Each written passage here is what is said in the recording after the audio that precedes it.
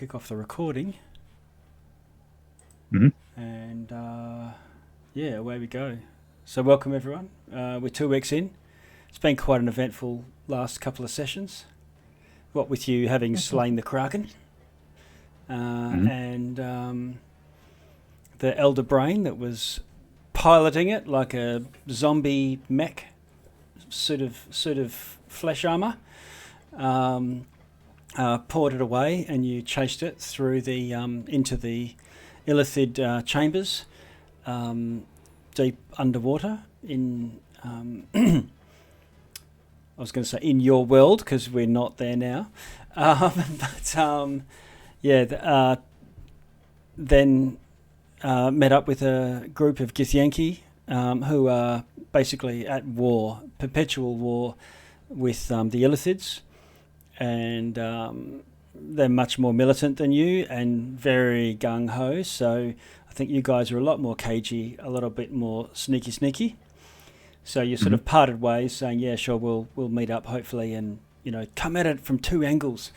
In the end, you all sort of met up, defeated not only the Elder Brain sitting in its briny pool, but also some elite Mind Flayer lieutenants that were hanging around, and a couple of other grotesque creatures, as well as a bunch of thralls that kept popping up as the Elder Brain was sort of sending out distress signals mentally to bring in some veteran soldiers, merfolk that it had basically mind wiped and was completely under their control. But you chased the Elder Brain. Even then, I think it fled to the astral plane, so where it's not necessarily where it's from, and finally defeated it in some other place where you are now. The Githyanki, the three of them are with you. Many of you are quite badly injured, and we won't have Morwen here today, but our Sea Elf Ranger, so she'll just be off camera, effectively. And so there'll be 1, 2, I'm doing a count on here, 5 characters. It's saying Binyas on there on your actual sort of layout there, Gungo, but I'm just quickly running through. So we've got Gungo, Minotaur, Barbarian, Rogue. Just remind me, are you more Barbarian, more Rogue? Is Barbarian old school when you were in the paddock, or? No, he's Barbarian 8, Rogue 5. Oh, okay, yeah, right. So a bit more Barbarian than Rogue, but Yeah, okay. but probably that's going to even up a bit more as we go through. Okay. And for all intents and purposes, looks like a seafaring swashbuckler type as far as your arms and demeanour, carriage, and whatnot. Absolutely, yeah. Yep. Any notable new magic items or things that you've got? I know you've got some special ring in your nose or something. Yeah, he's got a nice big gold ring in his nose, worth about 250 gold pieces that can glow. He's got a bandolier full of tridents and spears and magic daggers and stuff. Yeah, and you're super strong, is that right? Super strong. He was pretty strong, but then he's wearing a belt that makes him even stronger. Okay. Has his sister's mace still at his side. Oh, nice.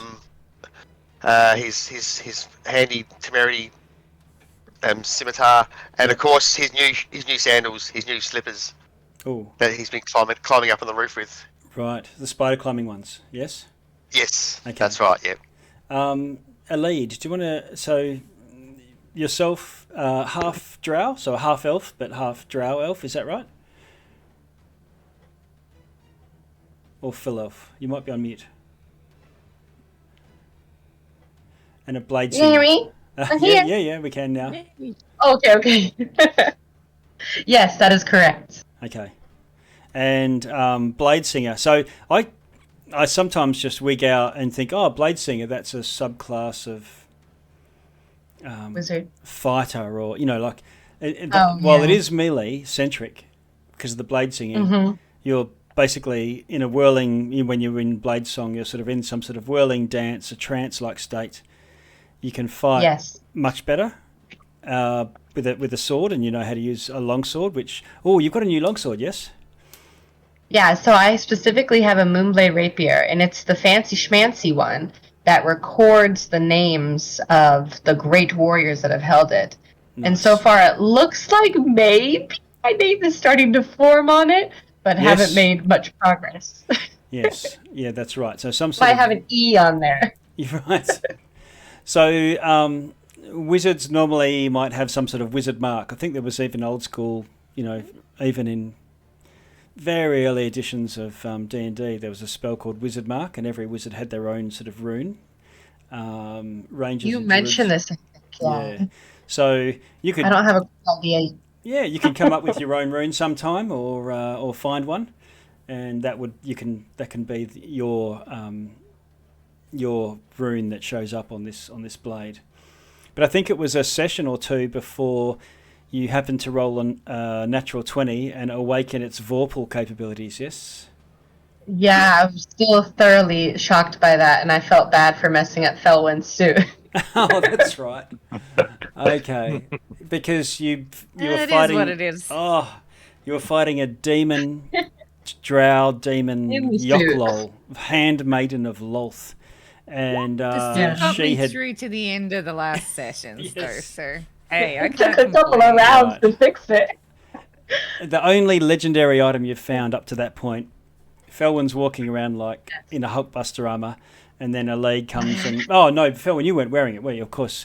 So somebody else was wearing. Oh my god! If she chopped my head off, I'd be screwed. That'd be a bit rough. So would it be much better for them to dominate a lead and have a lead go around decapitating all the party members? I'm glad. The one time I'm not squishy, I'm killing everyone else. No. The thing is, you wouldn't have known that. So even people probing your mind, a lot of your character party members are still got levels of insanity, and that's shown with the number in the yellow dot. I think most of you eyeballing are sort of on the edge. Morwen, Noida, you're looking okay.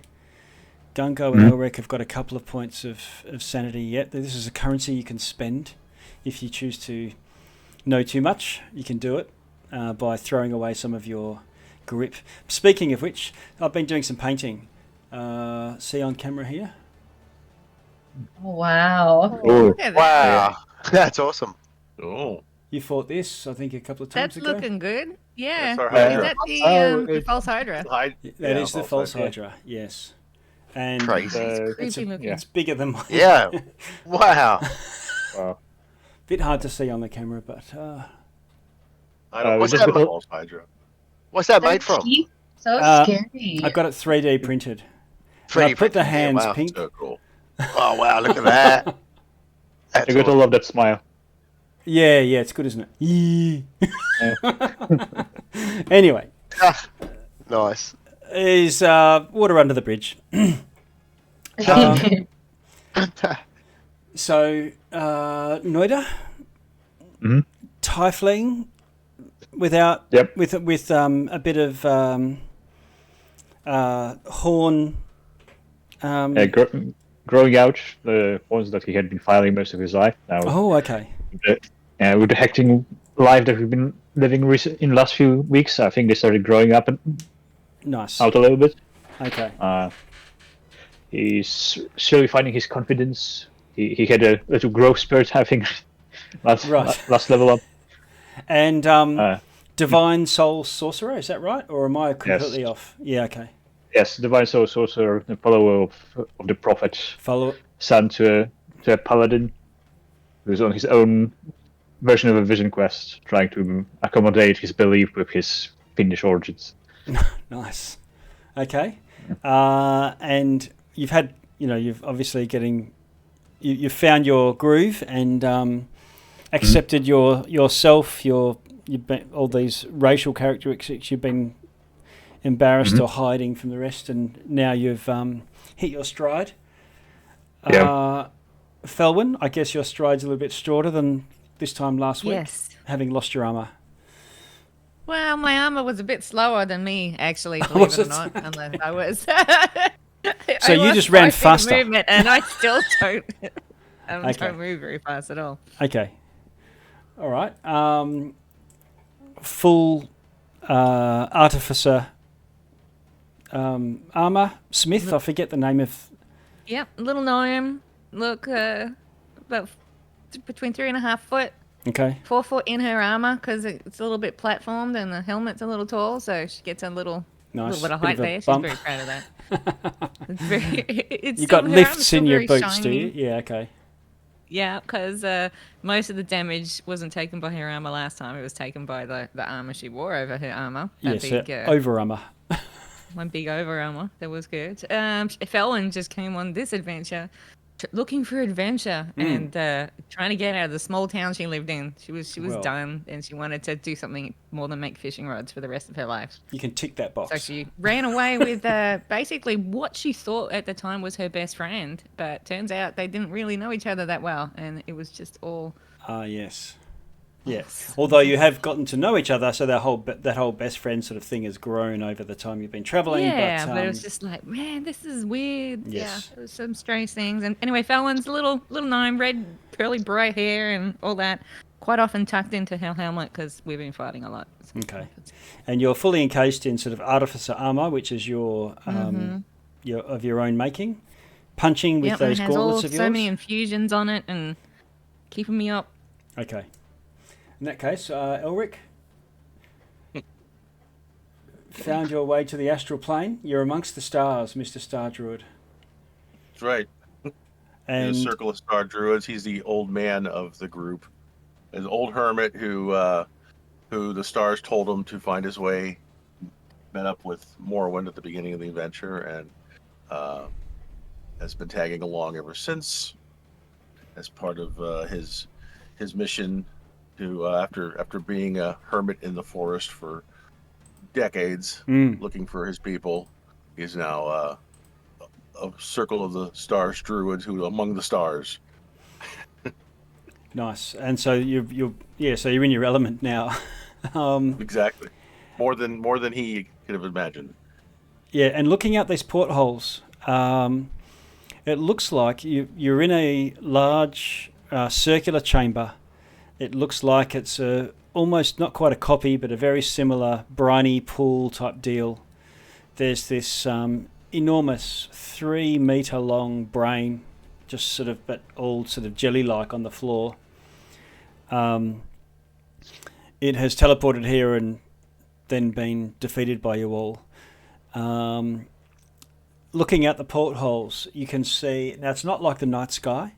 There are stars and cosmic entities like gas clouds and so on, but it's a little bit more like flying through cloud formations in your world. So there's terrain and it's all sort of open 3D sort of movement, but and so there are valleys and mountains and things, and you can see, just like when you stare up at the sky, laying on your back, and you can see clouds moving, but some move faster than others and whatnot. It's a bit like that, but in this case, they're sort of moving independent of one another. You don't see many or any solid formations looking out of these portholes. However, you can tell that you're sort of travelling side on and slowly spinning in a sort of circular, spinning on a like the whole vessel or craft or room or whatever that you're in is slowly turning as well as sort of looking side on. So it looks like the front and the way that this bridge type area where probably the elder brain controlled the vessel is not even going forwards. There's 3 what look like baluster of some sort. They've even got cranks and things. There are holes through which the baluster can fire, and those holes lead directly through the ship, although they're quite small, into the outside. So if you could somehow squeeze so small as narrow as a baluster bolt, you could actually, go outside into that spacey area.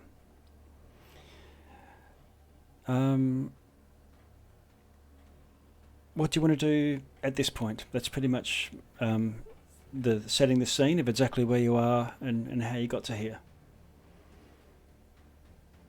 There's Yankees there, isn't there, as well? There is.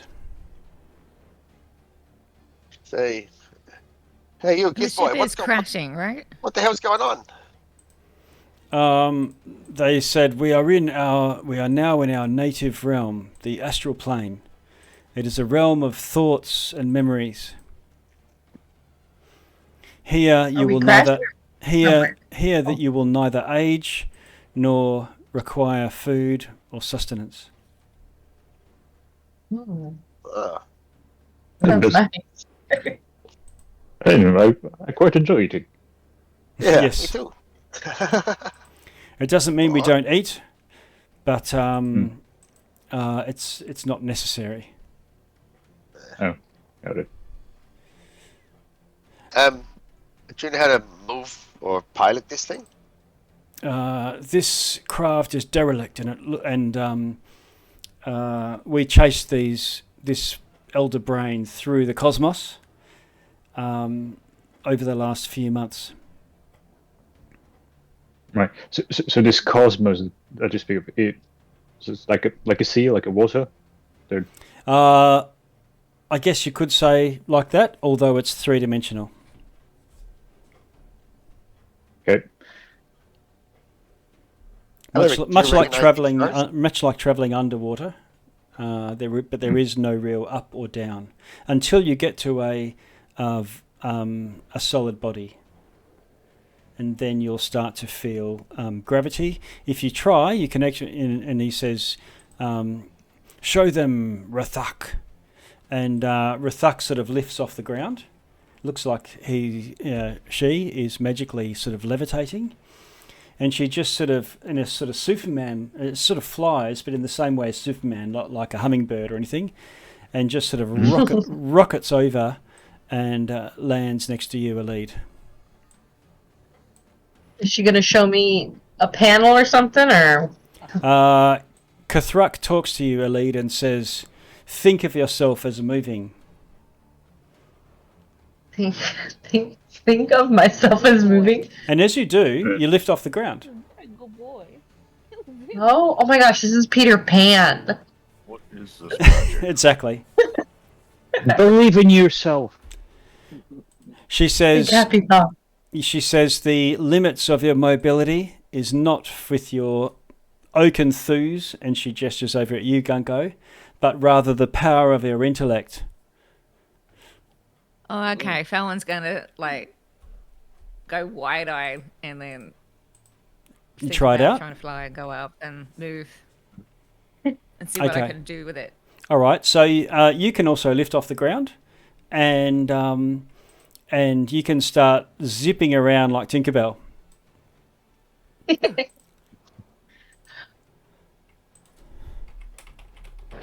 Elric's going to try too. Okay.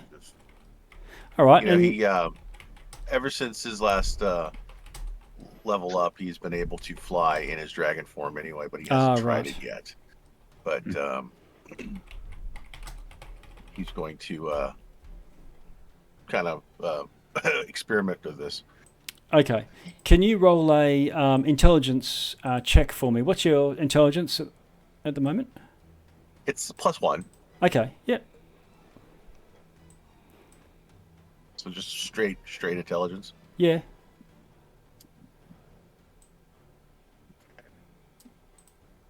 How'd you go? Rolling. If it doesn't roll in roll 20, you can just tell me what you got and do. Oh, there we go. I got a 16. All right, so no problem. You start to sort of lift off the ground, and you can zip around. And for all of you, you start to get the hang of this, and you're finding you can travel through astral space at your intelligence score multiplied by 3. Oh. a score multiplied by 3. Okay. Yeah, so if your intelligence is 10, distance? you move at 30. Mm-hmm. Yes, I can finally move them more than 25. Yes. Okay. I think you'll be the fastest of us now. Yes. And- 18 plus 4. Does it take the proficiency into account? So I'm 22. No, 18 so plus it's 4? multiplied by your intelligence score. So if your intelligence is 20 and you've maxed I'm out, 18. then you've got a speed of 60. Well, Okay, so 18 I've would got be 36. 54. Nice. and if you get just a bonus speed increase from your class, does you still? It's a bit still add that on? tricky. Yeah, it's a bit tricky. It'll depend on the nature of it. So, like a haste spell will still haste you. Yep. And affect you. But being able to move with a cunning action would still work. So let's see this way. You might find rings of jumping or things like that. Or boots of striding and springing, because boots of striding and springing is nothing to do with your intelligence. It's you're jumping with your feet.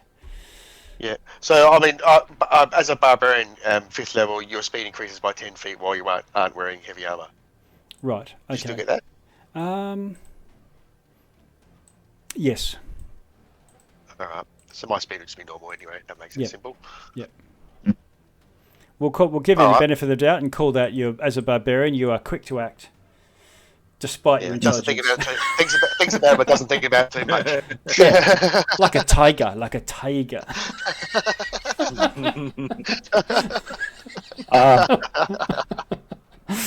Great reference. All right. So here's the question: if you can move ourselves, can you move the ship by collective effort? The Jataka Zul turns to you and says, ships have helms, and those are used for whoever is going to be attending the helm of the ship to fly the ship in the same way as you might move yourself about. All right. But you did say this ship is derelict, so yes, and you it's can completely out of action. Yeah, they don't know, but they haven't seen this ship before itself, but they know that this is a Mind Flayer vessel, and it doesn't seem to be under any sort of control. Right. They say that, and you notice in Kasmin, down the bottom corner here, has been concentrating for some time.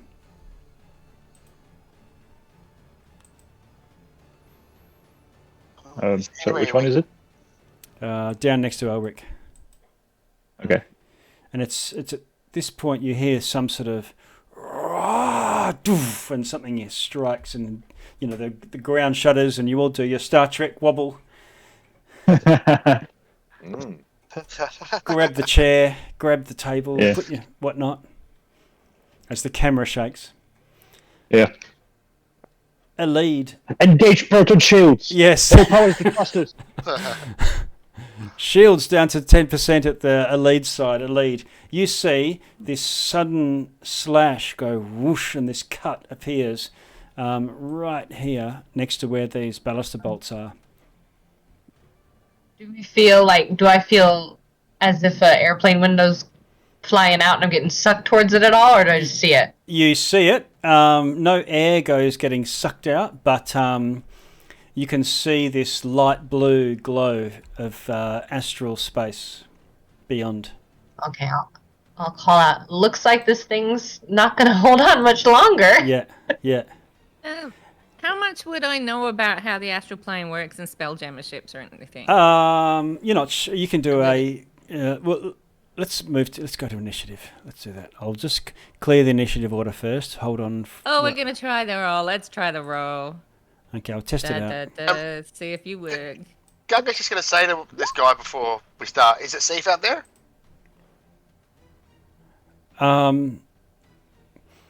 It is far safer in here than out there. The creatures that sail the astral seas are epic. Okay. I rolled in roll 20. Okay, I can 9. I can see your 9. Yep. I'll try it in. Noida 13. It was 7, the first roll. I just rolled again to add the initiative. Okay. Come on, change. 7. Oh, Yes, I pushed it through, but it didn't put it in the order by the look of it. I can see Yeah, mine's Ulrich, not in the Noida, order. Jataka I got a Zul. 19. I got a 20. Do you need... Nice. Can you change or add yourselves, or do you need me to do that? Hey, what I can... I would need you to do that. Okay. I can probably do It won't let me like add myself to the turn order. Okay, I'll add you and see if you can modify it. Now I can modify now. Or no, wait, maybe I can't. Oh yeah, I can. I can modify. I just couldn't add myself. Okay, so I've added a lead and a Felwyn. And I'll put myself in there. Modify. Great. I just double clicked on the number in the turn order. Oh, there we go. Wicked. That's helpful. So at least if we're there, we can just keep changing our numbers. As Yeah, we you go. can just change the number and to whatever it is that you rolled in D&D Beyond or on your physical dice, whatever. It'll be Gungo, Felwyn a lead, Jataka Zul and Co, Ulrich and Noida. Mhm. Right, Gungo, what do you want to do? Okay, so nothing's happened really, apart from this thing being... The side of the ship being ripped open. Nothing's coming in or anything like that, right? Yeah. Okay. Okay, he's just going to move. He's got 40 feet.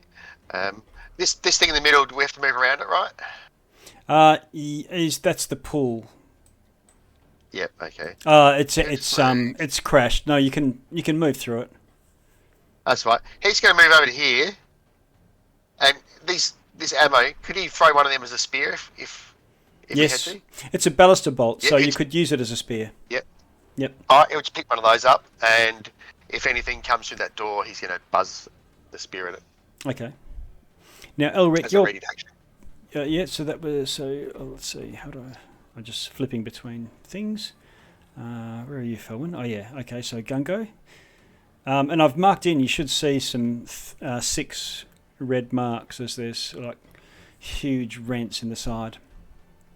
Right. And you can hear roaring from outside. Felwyn.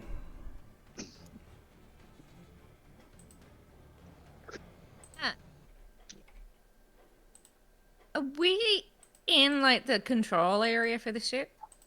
You think so? You think that there's some sort of apparatus that looks like it might be a helm, and it's got tubes and organic sort of hoses and things coming off it and going into this briny pool that's destroyed. It looks like there's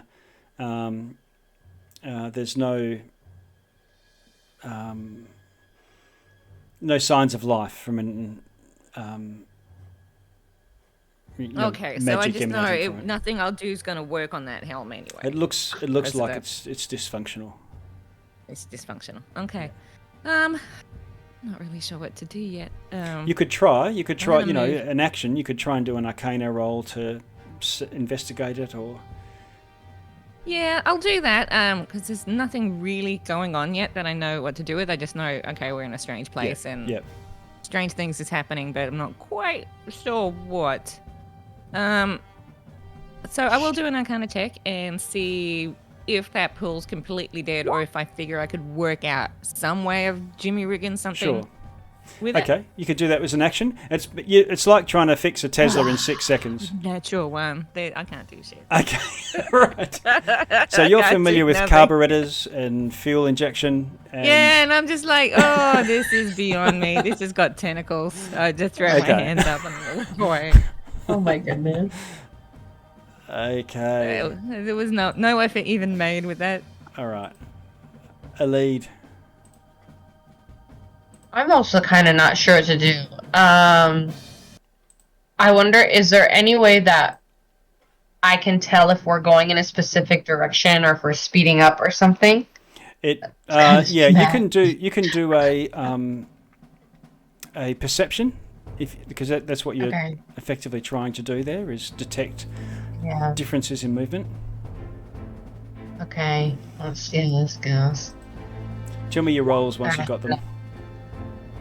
Yeah, and it's also +0, so it's only 6. So I'm just like, we're moving in space. Okay. All right, everyone's off to a good start today. Okay, Jatakazul.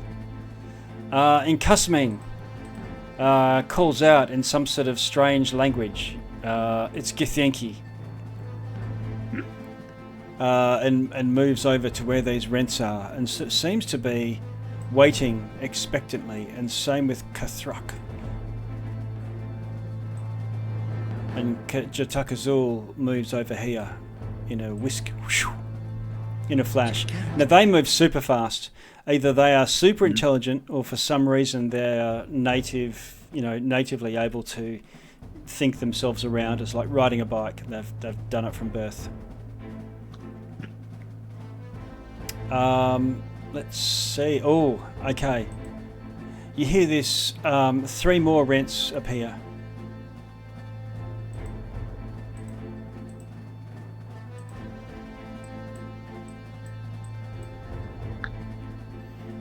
See like a claws or something penetrating the metal?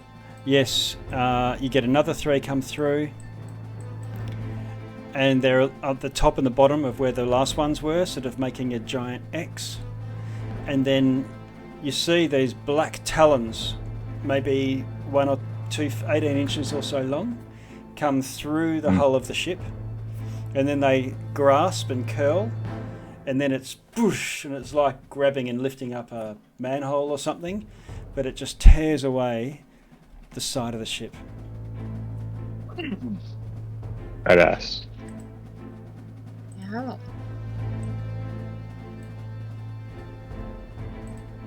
And you see before you, filling that void, this enormous red dragon. And it inhales.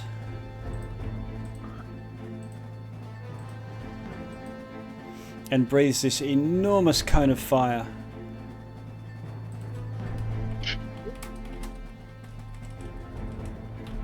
This is crazy, but because I'm so close to the exit thing, can I block it with Cone of Cold? I'm afraid we're going to turn into a little oven right now. Let me just spin this around a little bit. probably You make it a lot you larger. can't cast the Cone of Cold as a reaction. Okay. Would have been cool. I'm looking for a big cone. There we go. Where's the biggest cone I've got? Here we go.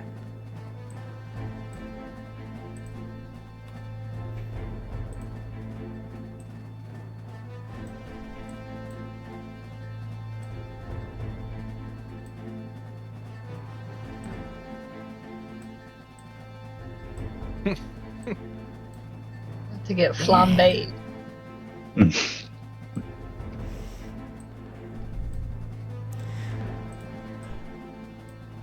Okay, this enormous gout of flame comes, and it looks like the attention of this dragon is not on any of you, but rather on the elder brain that's on the ground there. It did. And it completely cooks the area. Unfortunately, Felwyn and Elric both get caught up in this. Deck save? Yes, please. $14.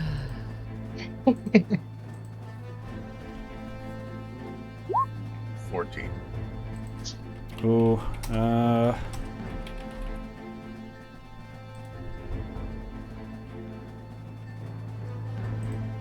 Wait. Are you... okay, I'll see if my own D&D Beyond kicks in here. Okay, you're looking for a 21. Okay, I just got to roll a d20 and then add 2 because it's being stupid. And it does 68 damage. Mm. So I got 16. Is that going to put you... And I'm sure, Felwyn, that'll probably put you down, unless you've got a... does that save or not? It's 16. No. So would I take half? No. I can add a flash of genius to that. Ooh, I probably don't have a flash of genius. No, I don't have that. no. So I'm gonna go down. Okay. So how much damage was that all up? 68. Oh yeah. That one's done. Okay. Felwyn goes unconscious from the flame. Toast. Elric. Can I use I do believe no, I think I had rolled odd last time for my Cosmic Omen, which Right. would make the creature roll again on their attack roll. Yeah. Or actually no, I would subtract my D6 from their attack roll, but I don't think there's an attack roll. No, this is just a fire, saving right? throw for an area effect. All right, so there's nothing I can do here. Yeah. Because I don't have even. Okay. Elric's still up. Yes, Elric, you're still up. So I'll just do the rest of this dragon.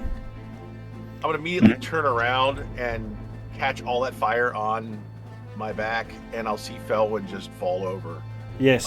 Engulfed in flames. She's So I'm roasting in her armor. She's like I'm gonna- cooking on the inside. I'm gonna pick her up, and I'm gonna run over to the side over here and carry her. Okay, well, hang on a sec. I'll just finish Azul and crew then. The fire goes off. Okay. The dragon reaches in with a tail and scoops up the elder brain and drags it out the hole. And then it seems to be clinging to the side of the outside of this vessel with all four, and it sort of beats its wings and then pushes back, and just like George Clooney drifts away. It doesn't even beat its wings. It's really weird. It sort of folds its wings in and starts to think itself away, and then sort of drops almost backwards like a base jumper. And you can see that there's a Githyanki riding it in some sort of elaborate armour. In Kasmin, lifts off the ground and flies out the hole like a air disaster. But again, just like a base jumper, all three Githyanki fold their arms to their sides and almost free fall out the hole. The fire dies down, and Elric, you're up next. You've got a line of sight through this hole. I think you can probably see through, can't you? Yeah. Yes. Yeah. Yeah. And my back's turned to it right now, but yes. Yeah. Okay, no problem. I look over my shoulder and I can see them jumping out the window, or out the hull, and free falling. Yes. Yep. And it looks like they've sort of bolted. So I'm Yep. going to not stabilize. I'm going to heal her. Okay. Felwyn. Okay. And I don't know if I'm still in Chalice form. It was my last wild shape, though. Has it been 10 minutes since the last battle, you think? No. No, so I'm still in Chalice form. Carried straight on. Yeah. Yep. Okay. So I'm going to cast a healing word as highest level I can, which I think I'm going to do at level 3. Oh wait, I think I have my. So you cast a healing spell. Yes. Yes. You're still in chalice form, so I think there's a little bit more healing that comes with that. Yep. Felwyn, you regain consciousness. You're very badly burned.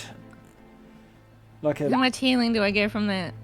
13, and I'm going to have to heal myself too a little bit. So I'm going to take chalice form for me, and that's going to be 11 for me.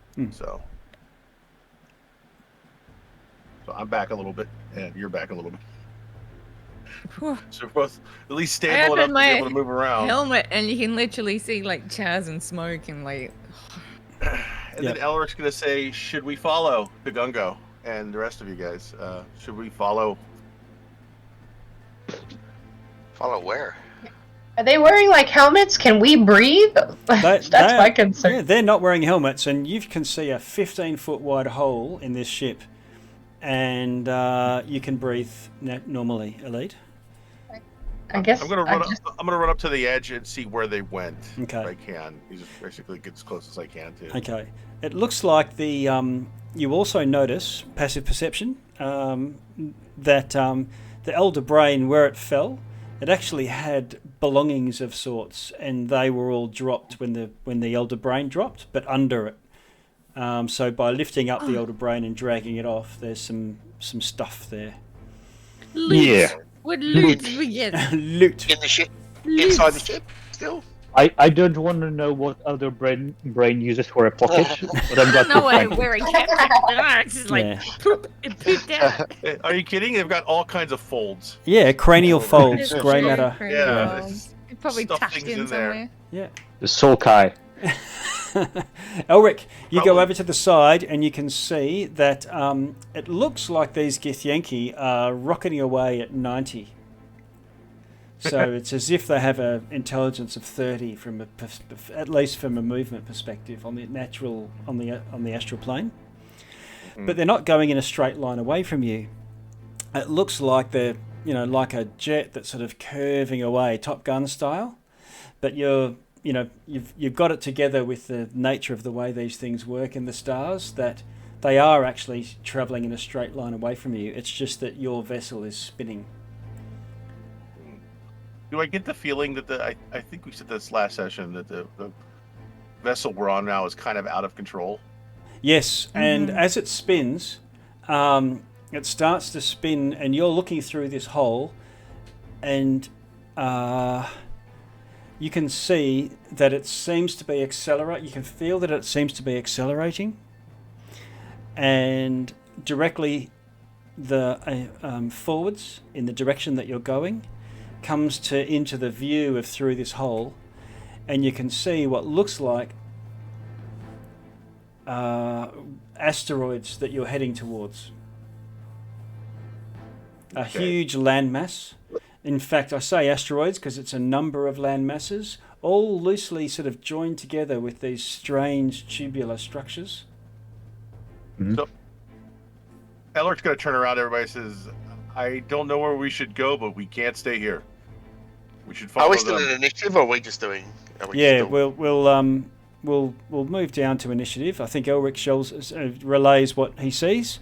And Noida, what do you want to do? I guess watching stunned silence as a dragon just opens a can, hits its meal, and runs away. Okay. So when Elric spotted some stuff down there, you can see some sort of weird organic apparatus. It's got tubes and things off it. It looks like a human heart or liver or something, but it looks like it's been preserved in some way. And next to it, looks like there's a wand or something like that next to it. A stick. Yoink. A Sorry, stick.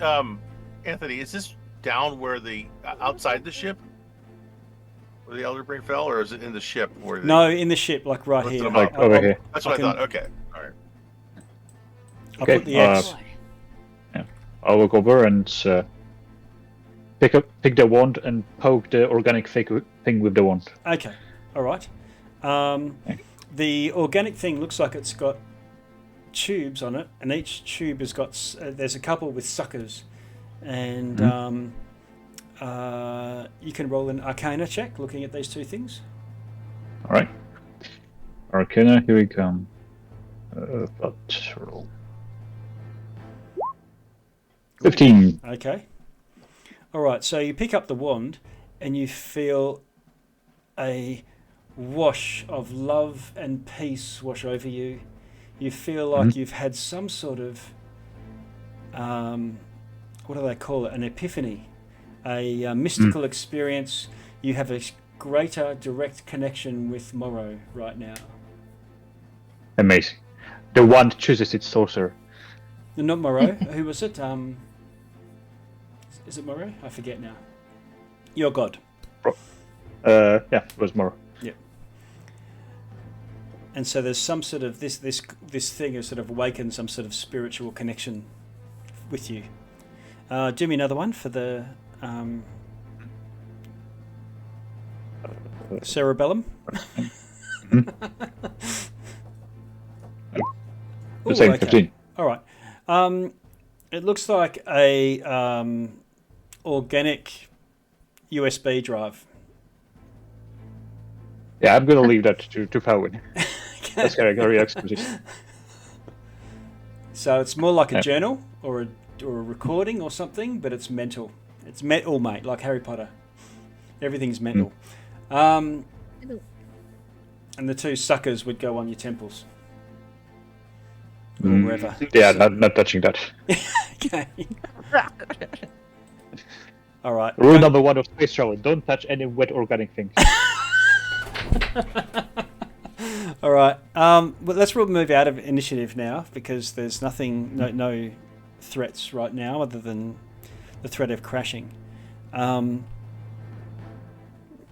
Anyone want to do anything particular at this point? Just can we see where those guys were heading? Did they seem to have any sort of destination they looked like they were heading to? In open. They land on one of those asteroids? Yeah, open space. They were going to open space. Okay. And yeah, the asteroid stuff, how far away does that seem? Can we tell? Close.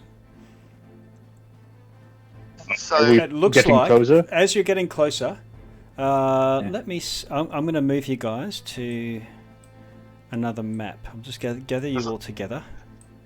Does it look like the ship's like Mobiron's going to hit the asteroids? Yes. Yeah. we're going to get in so much trouble. We're always in trouble. They're going to think that was us. So I don't know if you see like settlements or something. You might need to stab the crush.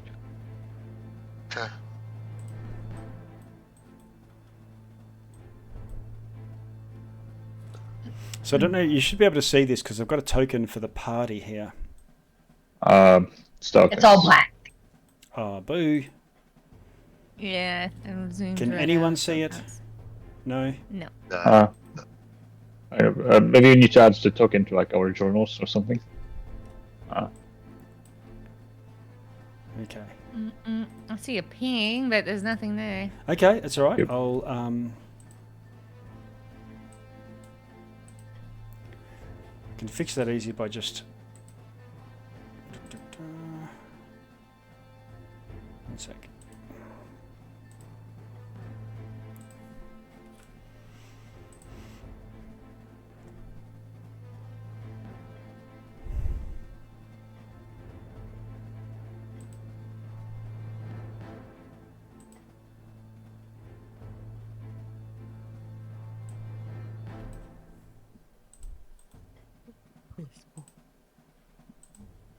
Ah, I hadn't given it vision. Should see it now. Oh, yeah. Oh, yeah. Oh, okay. Okay. Every so often, this thing is spinning around, rotating, and so probably once every 2 rounds, this asteroid cluster comes into view. Probably once every other round, the portholes are facing it as well, and so you get a bit of a glimpse if you go right up to the portholes. It is maybe a mile long. As you you don't see the Githyanki now. I'll put them sort of flying off as a group, but your ship seems to be rotating around the spot where you're standing, so there's not much of the ship. Right.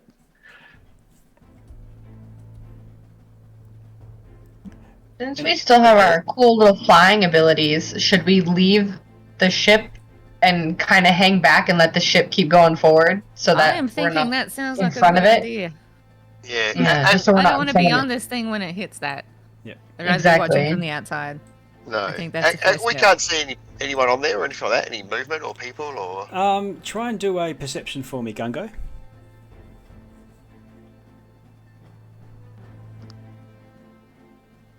How's that?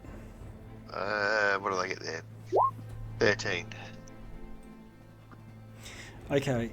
It looks like part of the structure, in fact the widest part, has these huge like claws coming up. And then you realise that it looks like you've seen dead animals laying in the desert, stuff like that before. It looks like a rib cage. It looks like this is a floating body of some sort, and even it sort of clicks that the way that these asteroids are connected looks like there's still things like femur and spines and things linking them together. It looks like you're about to crash into an enormous being about 1 kilometre long. Spacer roadkill. Yes, astral roadkill. And but celestial body. Where the pelvis might be, there is an enormous sort of pelvis type structure, and it looks a bit strange. It looks like whatever being this was, it had the pelvis is structured not to have like 2 limbs, 2 hip joints, but to have many hip joints. It must have had many legs. Mm. And your vessel's now a little bit closer. Okay. Regarding leaving, perhaps this ship might be our only means of moving around, so we could try to save it. It's derelict though. I think we just need to let it crash and just get out, and then maybe we can, if we needed to, we could try and fix it.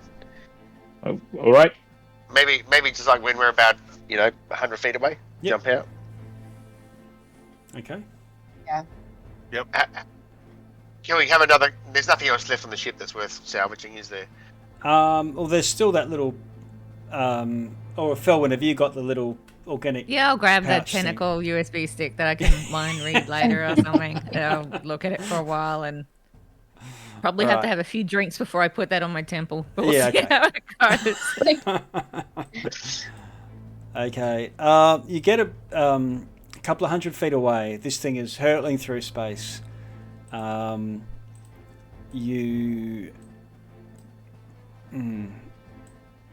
now on a bit of an angle and looks like it's about to crash into this large pelvis sort of section. Feels like you're now starting to feel the effects of being of gravity. As it spins around this last couple of times, you can see that there's other craft that must have crashed into this this asteroid being, and you can actually see a part of what looks like a sailing ship. It's like a galleon.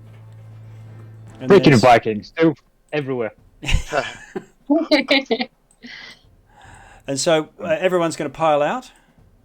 Yeah. Yep. At 100 feet. Maybe we should head for this little. Maybe we should just head for this little rock floating here and just meet there, and then see what happens, and then head in from there. Okay. How far? How far would that be? So It's only 15 feet. Yeah. That's Oh no, that's yeah. You. So you're going to go and use your thoughts to go and jump out, yes? Yeah. Yep. Mm-hmm. Okay.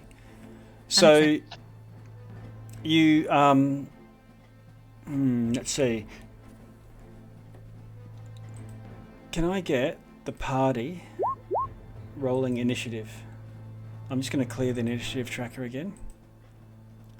Let's see. Oh, one sec. We don't have tokens to click. I'll put. Hang on. I'll put the tokens on. So you're released there. Hmm.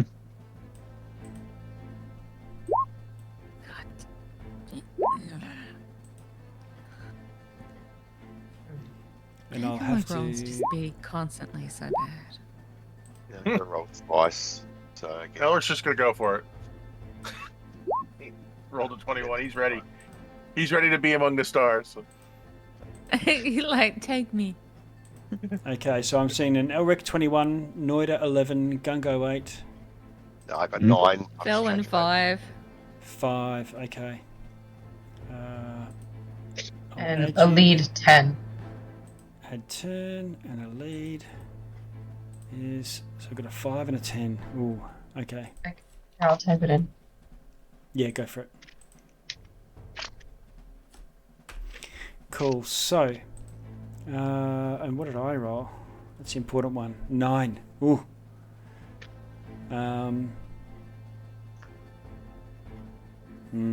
Okay.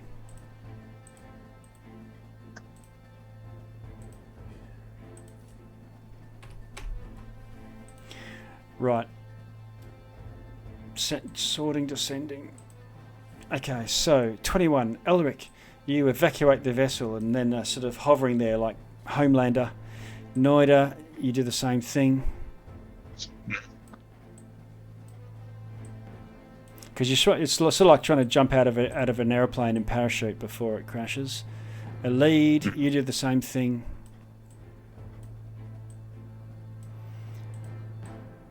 Where are we at? Gungo. What's your dexterity bonus? Bonus is +2. Yeah. Okay. So 14. Yeah. So you jump out of the craft as well and go sailing off. Can't grab Felwyn on his way out? Or? Yeah. No, Felwyn's about to jump out too, and she jumps out. And for some reason, Felwyn, you jump out and you're hanging onto the side and you jump out, and you keep falling. The rest of you are sort of hovering there in space, Superman style. But Felwyn, you're being you've come into you've hung around just a little bit late and been able to, and you're in some sort of gravitational field, and your mental flight is now being overridden by gravitational effect, and you start to sort of free fall. Well, as a reaction, Yes. I'm gonna cast Featherfall. Oh my God, you had it. All Nice. right. Okay. Yes, I have something. It's like okay. Okay. So you guys are all one spell spot left. Oh my God. Okay, so Featherfall goes off. Boom. Oh, And sorry, you see this craft go smash and completely destroyed, and smears itself like jam across this derelict, dead being of some sort. And you see Felwyn unable to control herself, but she's floating gently down, towards amidst the pelvis part. Wow. So we're floating over here, and to come down, we need to enter that gravity well. Yeah, so you can Are you probably okay, figure Felwyn? out that as soon as you enter the effect of when you get close enough, your ability to fly will switch off. Alright. Alright. So when Felwyn got affected, how far away was she from the... A couple of hundred feet. So, like, what if we went over to could we get over here and get onto the... Oh, we probably want to get as close to Felwyn as we can, don't we? Alright, can we, get to this rock then? And, at least that'll... Yep, you can cling to a rock. And is that...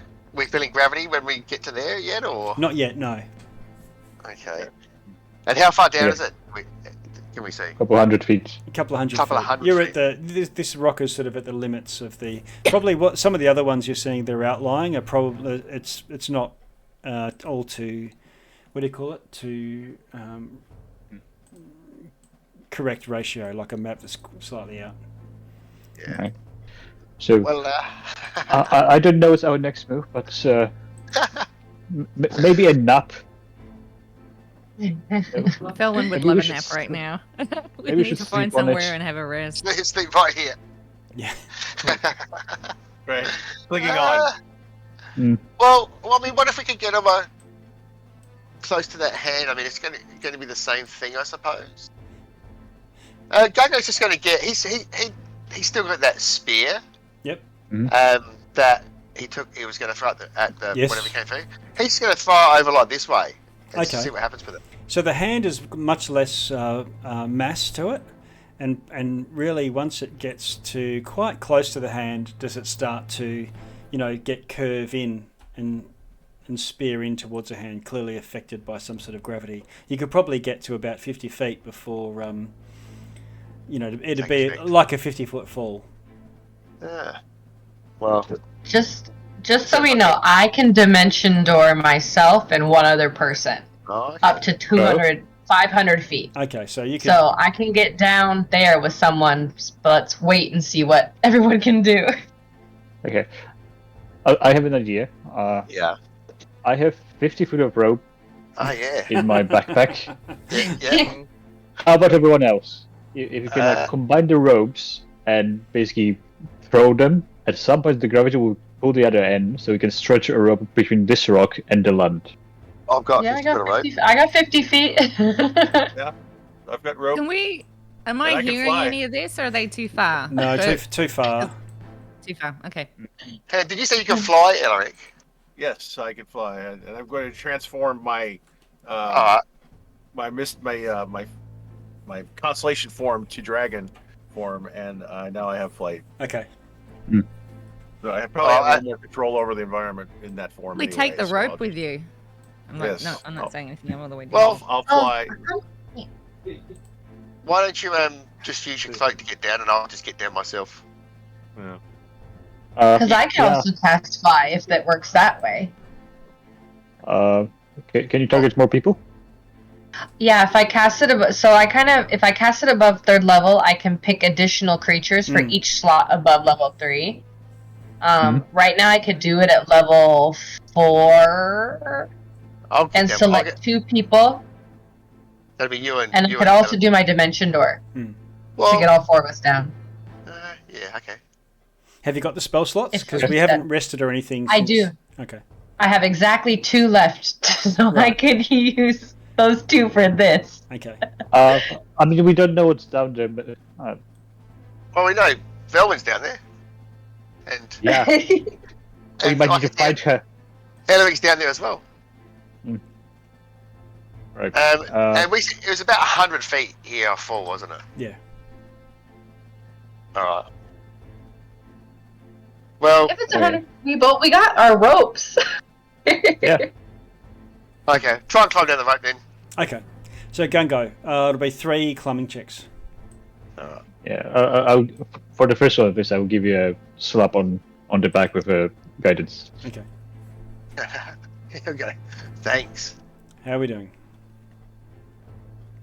They're slow rolls because it's digital dice. Am I allowed to ready fly for Gungo just in case he almost falls? No. Well, you can ready it. Yes, you can. Yes, No, but don't yes, worry. but is the DM answer. I'll be fine. Don't worry about it. Yeah. 20, Okay. 23, and 31. If you ready a spell that is not a reaction, you actually expend the spell at the end of that round. Whether you cast it or not. because I was going to rage and just jump off. Yeah, you probably could. because I could burn a level 3 spell slot, so I would be okay with that if you want the backup Gungo. Okay. No, I don't want it at all. Gungo's just he's just shimmied down like a SAS obstacle course. Noida, are you feeling very special air service ready? Yeah. I'll catch you. Not really. I'll catch you if you fall. I'll stand underneath it. Get ready. Okay. I'll guide myself definitely. Okay. I don't trust my noodle arm. So you got guidance for the first one. 3 athletics checks in a row. Yeah, it'll be athletics, right? Yeah. There we go. 12. Okay, yes. Pass. Plus D4. Oh. Okay. Anyway. Second one. Oh, okay. Ooh. 17. I got it. You're 30 feet off the ground. Let's see what happens. One more roll. Oh, there we go. Oh, Noida. You stick the landing. The crowd goes wild. It's a Mexican wave from 4 people down the bottom. Elide, what are you going to do? You're standing on a rock. I would like to level 3 fly myself because I have -1 athletics. Okay, so you do the whole Homelander thing, just landing. I've been going through a boys. You can tell I've been going through a boys spam over the last few days. Before no, we are too far. Never mind. I only just started watching that too. It is so good. It is very good. Oh, it lasts a moment, right? Can anybody go back up again and untie the rope? Yeah. Just yank really hard. How are you going to go back up and untie the rope? Or you mean for a lead flying? I mean, to do it before she comes back, I'm flying, so I could do that and fly down. That's very reasonable. Yeah. All right, so a lead flies back, unties the rope. It says, "Oh yeah, right," and then Oops. drops it, anchors away, and you see the coil of rope just land at your base, and you find yourselves on this weird, squishy substance. It's almost like when you think of a scab going really hard, like when a really thick scab, but the scabs that is formed around this fleshy being are turning into complete solid rock, like petrifying.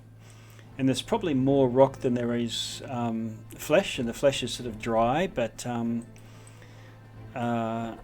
it feels like you're walking on a giant corpse that's slowly petrifying. Well, this is gross. However, we do need to find somewhere we can shelter and rest for the... What about that galleon that we spotted from up there? Yes, the galleon. Okay, so what I'm going to do... Yeah, can we take shelter in that or Yeah, you can. Yeah. And you can see that... Well, it's the stern. Is that the front? I forget. Aft. Anyway, the back bit. I'm going to move us to a new map. That map is now that map is now dead to us. Here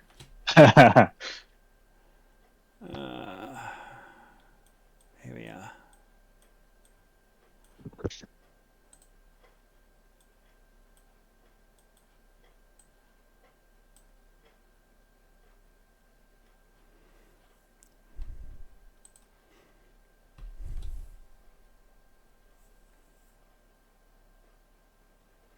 Okay, and you can see, I won't worry about the map for right now, but let's see. Oh, I'll put some tokens in there. No, I don't.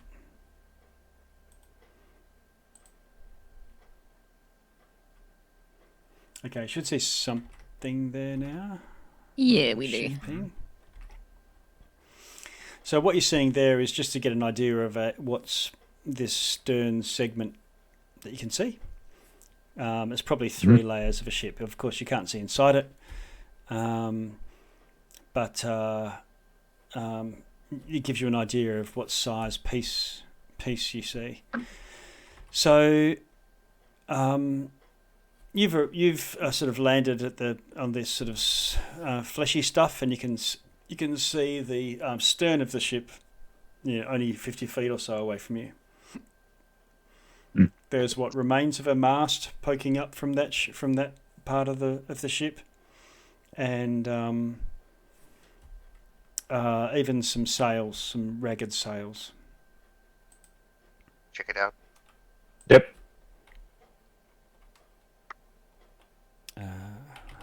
All right. Going up from. Okay. Does the make of the ship, does it look familiar? As in something that would exist on the plane that we were. Boeing. It looks like a regular galleon. Okay.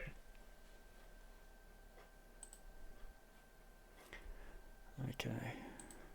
Well, I'm going to get on and let's start exploring and seeing if this is safe for us to hunker down in for now. Mm-hmm. Yeah. I've got a handout to show you. Just bear with me for a sec. There we go.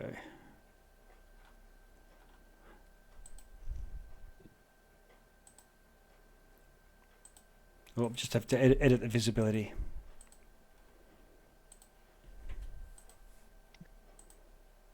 How's that looking? Pretty cool. Ooh. So you can see a part of the ship, and it looks like a regular sailing vessel.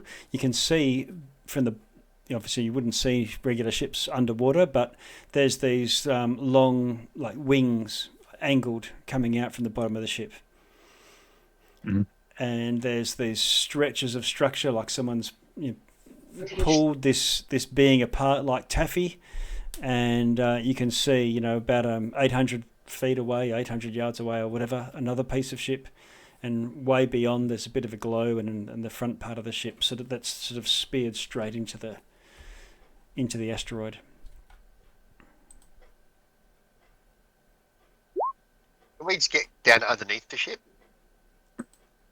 Yeah, so Like you can go underneath and sort of take shelter effectively. Yeah, if you want to do that, that's probably safer than trying to look inside. You can see under the wing. Yeah.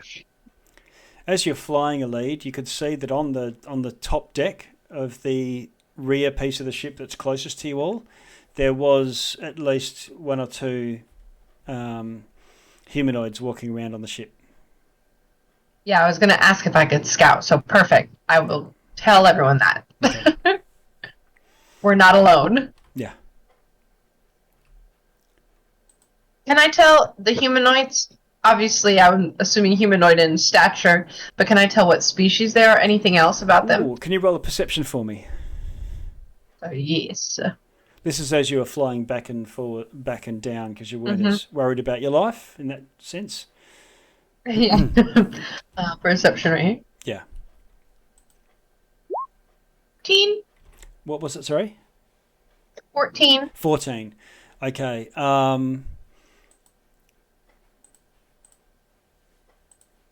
Checking. One moment. Just got to get this handout out of my way.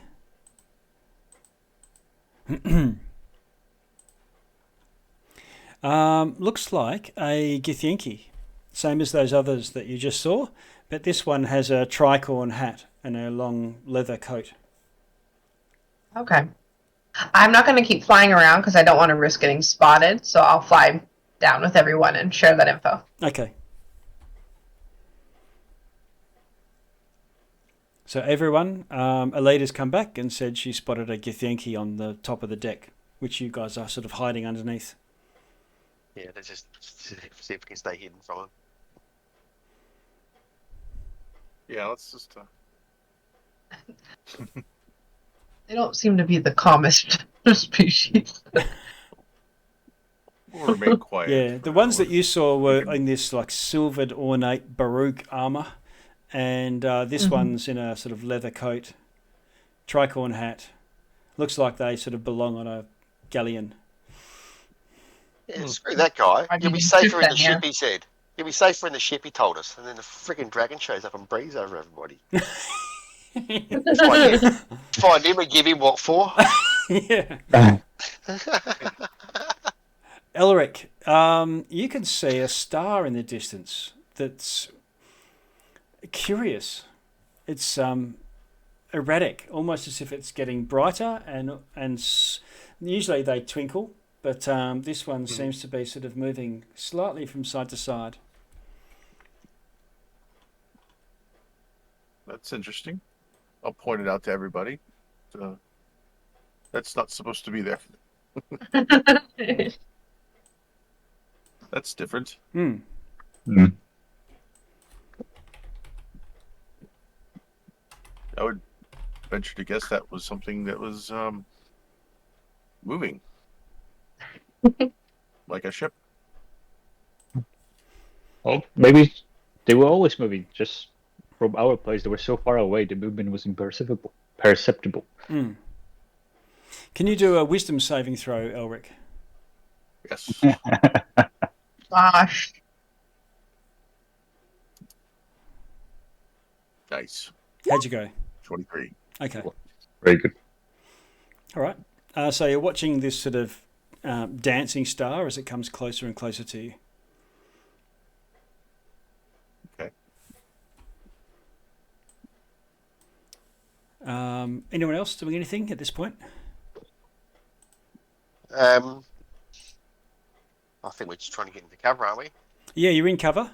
It's just you sort Okay. of you basically. okay. So the rear of the ship is up a little bit off the ground. You know, it's hit at an angle, and so that gives you a bit of shelter, at least from the open sky above you.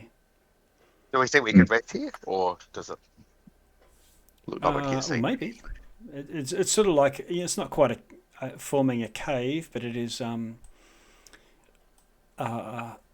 it's like an overhang, I guess. Okay. Or you want a short rest? Yeah.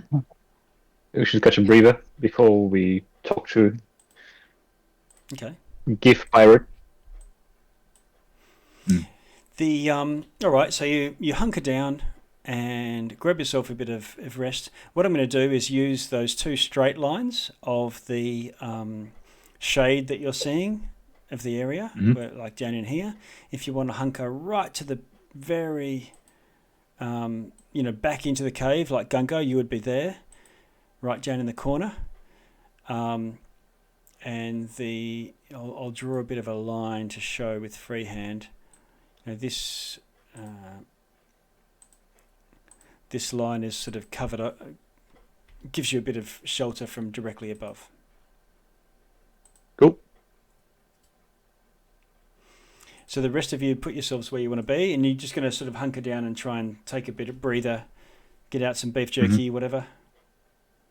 Yeah. Alert's going to study the stars, but get some sleep. Okay.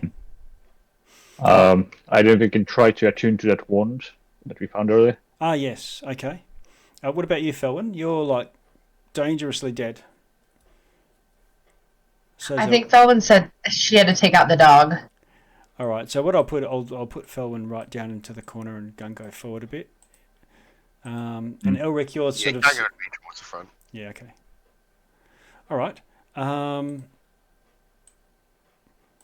Elric, you see another weird floating star comes sort of closer and closer, almost like, if you were thinking of an asteroid that's about to hit, but of course it's just a star, so it's a long way away, but it is getting brighter and brighter.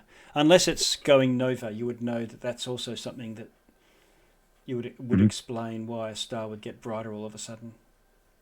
Can you roll another wisdom saving throw? Another? Yep. 25. Oh, okay. Oh. Wisdom for days. Nice. He's a very wise man. I'm a wise man. And we are getting a short rest in, right? Well, you're starting to. I'm hoping for a long one, please. You've put out your sleeping mat, and you're starting to get a bit of a rest. Elric's studying the stars, but I guess you've just put your blanket down a bit closer so you can watch and see what's going on, Elric? Yeah, I'm kind of just staring and observing while I try to get some sleep. Okay.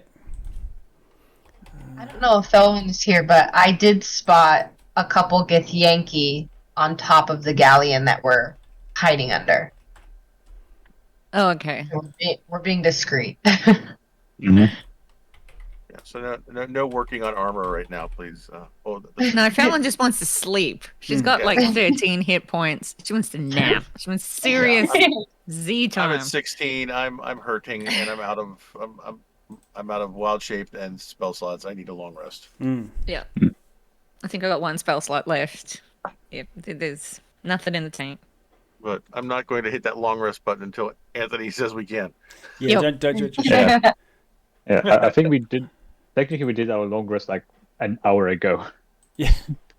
Did we really? It's been a tough. We woke up and we went to the ship. We explored for a bit. There was a fight, and now we're here. It's like an hour, maybe 2. Okay, so maybe we should just take a short I rest. nearly died. Yeah. I need a rest. Yeah, long rest is once per 24 hours, so you won't. You don't feel like long. Well, you might feel like it, but you just wouldn't get the benefits of it. You'd probably feel like laying in bed for 3 days.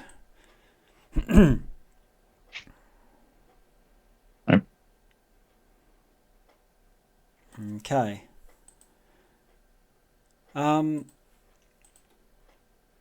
All right. So, Elric, the lights that you're looking at get slowly brighter and brighter as you're sort of slowly drifting off. Can you roll? No, the rest of you see Elric stand up, and his arms drop down by his side, and he just is looking out, a bit like Billy on Predator, staring into the woods. Oh gosh. Hey, Elric, what do you see? He doesn't say anything. I thought he passed his wisdom saving. I mean, say what you want about him, but he's really dedicated to watching stars. And all of a sudden, have you all seen Nemo? Yeah. Yeah. So this star that is in the distance and approaching sort of flashes momentarily, and you realise that the star is not light years away, but is about 5 feet from Elric. And it is attached to a little fishing rod type thing. And then the fishing rod is attached to the skull of this enormous creature, which I can show to you. It's an anglerfish. Yeah, anglerfish. It's a Angler. Okay. And into astral plane, Stella, fish, demon. Nice. And not one. No, Elric, you can't keep it. It looks like a mouth with a star on a stick. Pretend it's an octopus and talk to it. Yeah. And this thing, now, is anyone immune to alert, immune to surprise or anything like that? Yeah, Gargo can be, as long as he rages. Okay, so your barbarian spider senses are tingling, Elric. I'll get everyone to roll initiative. We've had 3 initiatives in the last 10 minutes, so... Yeah. We haven't had a break. Oh, God. Here we go again. This is so bad. I'm removing all turns. Come on, something clear. better. Oh, 17, thank God. Better than a... Rolls have been just terrible lately. Okay, and I need to add in some people, don't I? Yeah, Yeah. you need to add me and Phil. Yeah. A lead and Phil. First one, the 16. So a lead. Oh, come on.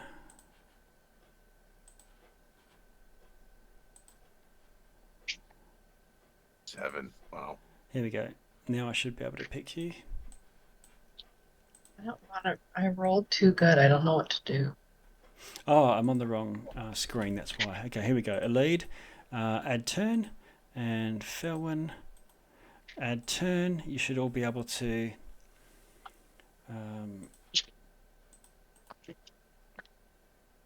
token, token, and 2 star anglers leap out to try to have a tug of war over Elric.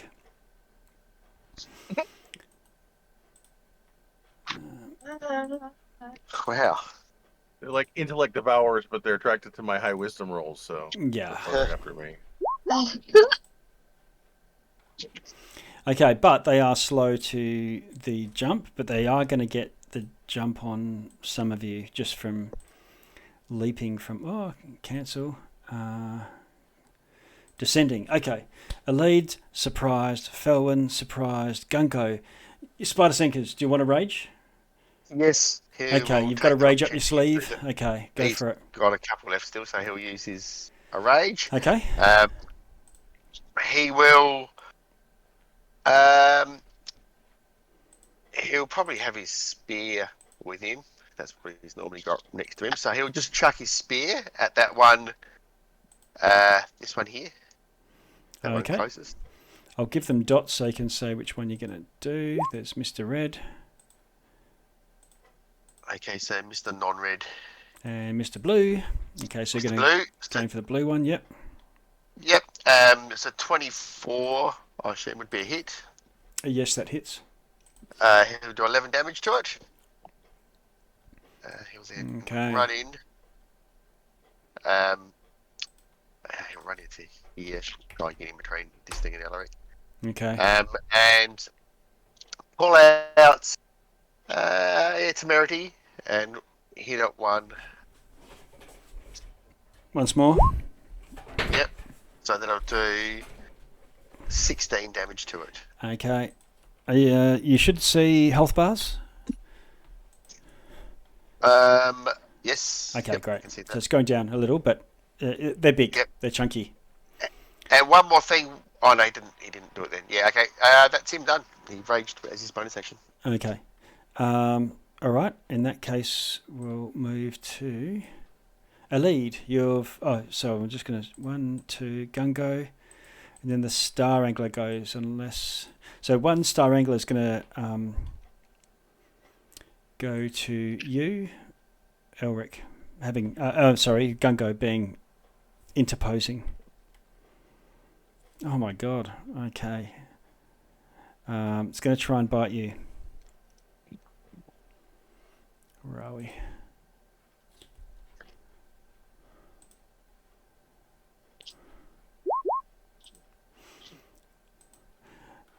Okay, it bites. Hits armor class 13. Misses. It tries again. Hits armor class 25. Hits that time. Doing 13 damage. You're raging, And so also damage. 6. Yeah. Yeah. That's piercing or something, isn't Yep. it? Or... It tries again and hits armor class 12, so misses. Alright. Another one comes at you, Elric. Armor class 16. Miss.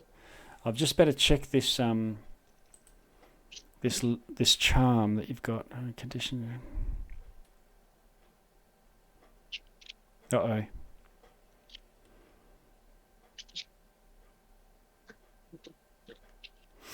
Okay. It bites you and breaks, and so that was a miss, wasn't it? Yes. Yep. Okay. It tries again. Hits armor Okay. class 22. I'm going to cast or use my Cosmic Omen. You've got no reactions right now because you're charmed by it until it hits you. Weirdly, Oh, okay. He didn't tell me. that will then I didn't break. know I was charmed. That will then break the charm. So now you take the 13 damage. Will that send you unconscious or? No, I'm still up. Okay, so you're now no longer charmed, and it tries to bite you a third time. A third time? Okay. Yeah, hits Now, armor class. now I can use my reaction? You can, but it misses you. Hits armor class Okay. 14. All right, that misses. Okay, Elric, that was a surprise. A lead. It's your turn. You're resting, and you hear there's 2 flying weird anglerfish. And first I'm gonna activate my blade song just so I can get my AC up. Okay. And then which one to go after? Oh, Anthony. I have my Armor of Agathis up still from last battle. Okay, and how long does that last? 8 hours, Right. I believe. No, I'm sorry. It's only 1 hour. But it's I still don't know up, if you it's think? been an hour. Yeah. Yeah. Been an hour yet? Not long ago, we weren't even I 10 don't think minutes. so. Yeah. Yeah. Yeah, we've literally just fallen from fight to fight to fight. Yeah. Just like. So the So if that, the dragon up, it breath takes, would have taken that off, and you can just add Okay. whatever on. So you're running on. The armor of Agathis is gone, but you should have some hit points back from whatever the armor had. Okay, where are we at? Elite. From where I am, does Elric look particularly drawn to the one on the left? No, he looks fighting fit, except for he's almost dead. Okay. He looks fit, except he's almost dead. and basically how Elric Yeah. always looks. Yeah. Almost dead? Yeah. Yes. All right, Elite, what do you want to do? I want to go ahead and I want to target the guy with the red dot on the Okay. left that's closer to Elric. Yep. I believe I'm far enough. And I'm going to cast... Oh, why not? Tasha's Mind Whip. Okay. And I'm going to do it at level 6. Ooh. Yeah. I have a question, though. Let me send this really quick on display.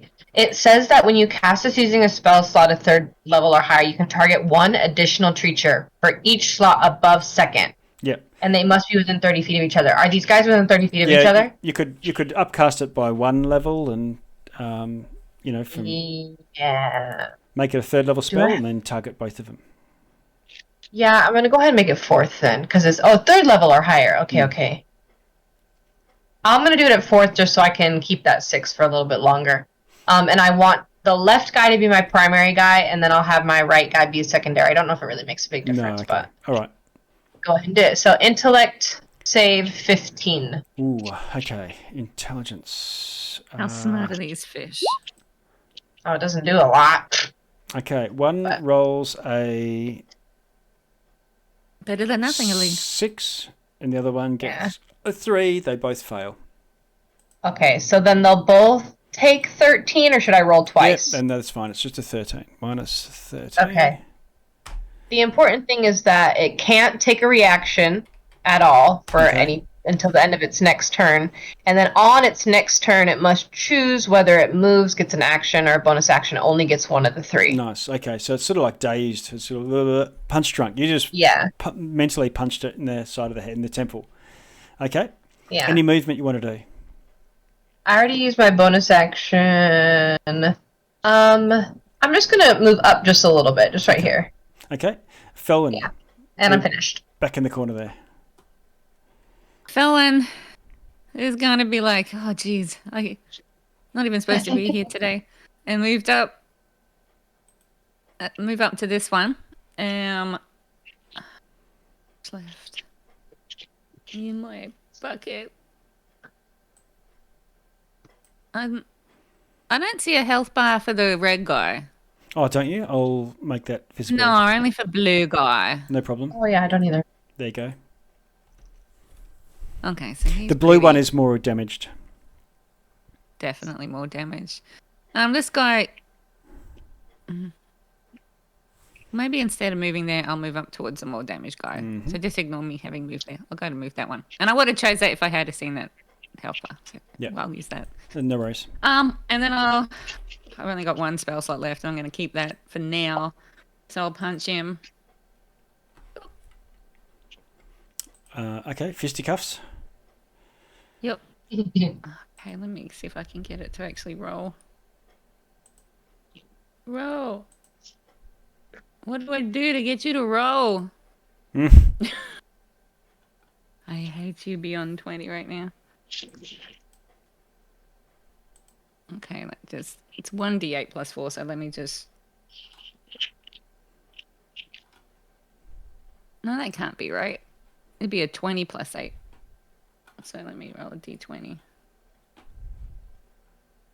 Jesus. No. Even if I had a plus 8 to that, it's 9. That's not going to hit anything. Let's try again. Second hit. 15 plus 8, 23. 23 hits. Okay. 1d8 plus 4. None of these are actually working when I click on them, so just let me roll a just tell me. d8. 6 and 4 is 10, and now it has disadvantage on its attacks against everybody. And then as a bonus action, I cannot give myself any more temporary hit points because I have none of that left. So I am out of everything. Okay, that's it. Okay. Right.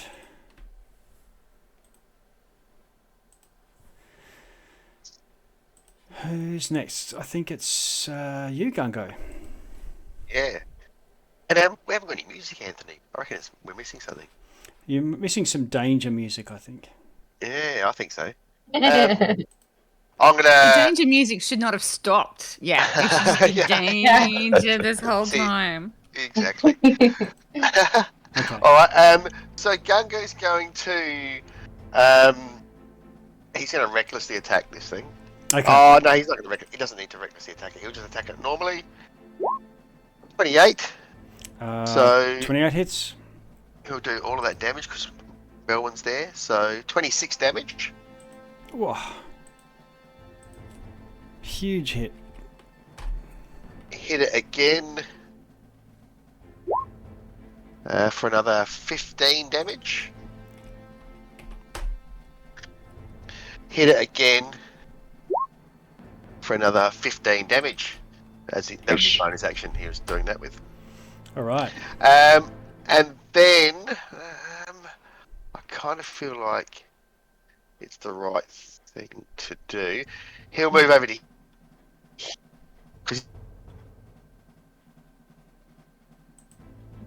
So he'll move over here. Try and draw this one's attack. Oh, but I don't think it has reactions, does it? Because of the mind whip? No, it doesn't. That's right, yeah. Yep, so that's why he's moving over there, trying to get that one to hit him. All right. I think. Okay. Noida. Right. Wiki. Yeah. You get out of I don't bed. have much fuel. Sleeping bag. So, yeah, cantrips it is, I guess. Firebolt at the hurt one. Okay. Firebolt. Launches across. Roll to hit. 13. 13. Or... it misses. It looks like it's got a tough outer, scaly covering. Yep, and I'm afraid that's it. Okay, no movement? No. Okay. A Githyanki in sort of sailor gear appears over on one side amidst you and has a strike with a weapon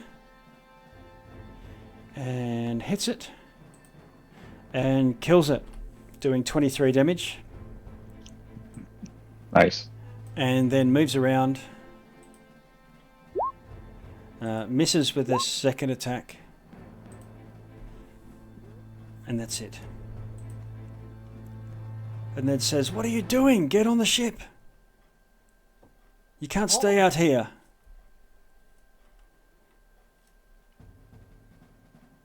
Okay, stranger. Come with me if you want to live, in a best Austrian accent. There it is. There it Yeah, Felwyn just starts toddling after them because she's got nothing left. She knows that they're all in pretty bad shape, so she'll take their Just help do it to fishing. Okay. Yeah. Are these things edible? And she's going to be wondering if these things are I edible. think they're doing the fishing. Yeah. The fisher became the fishy. Yeah. And she says, "I just saw a pair of night scavers go past not long ago, and they're worse than these things. We need to get into cover." All right. Okay. Yeah. Elric, what are you doing? Okay,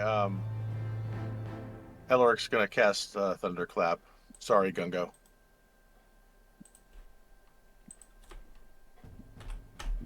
Okay, Thunderclap. Go for it. What happens? Dropped it in the chat. DC 17 Constitution saving throw.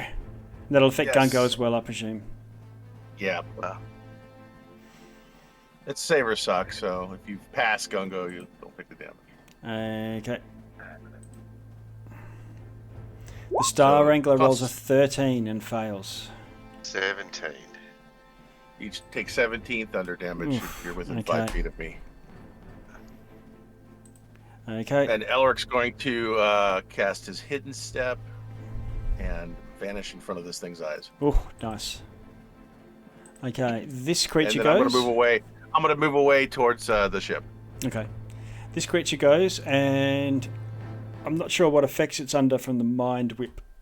Let's have a look. It can only pick one thing. It can only move, attack, or bonus action. It cannot do all three on its next turn, yeah.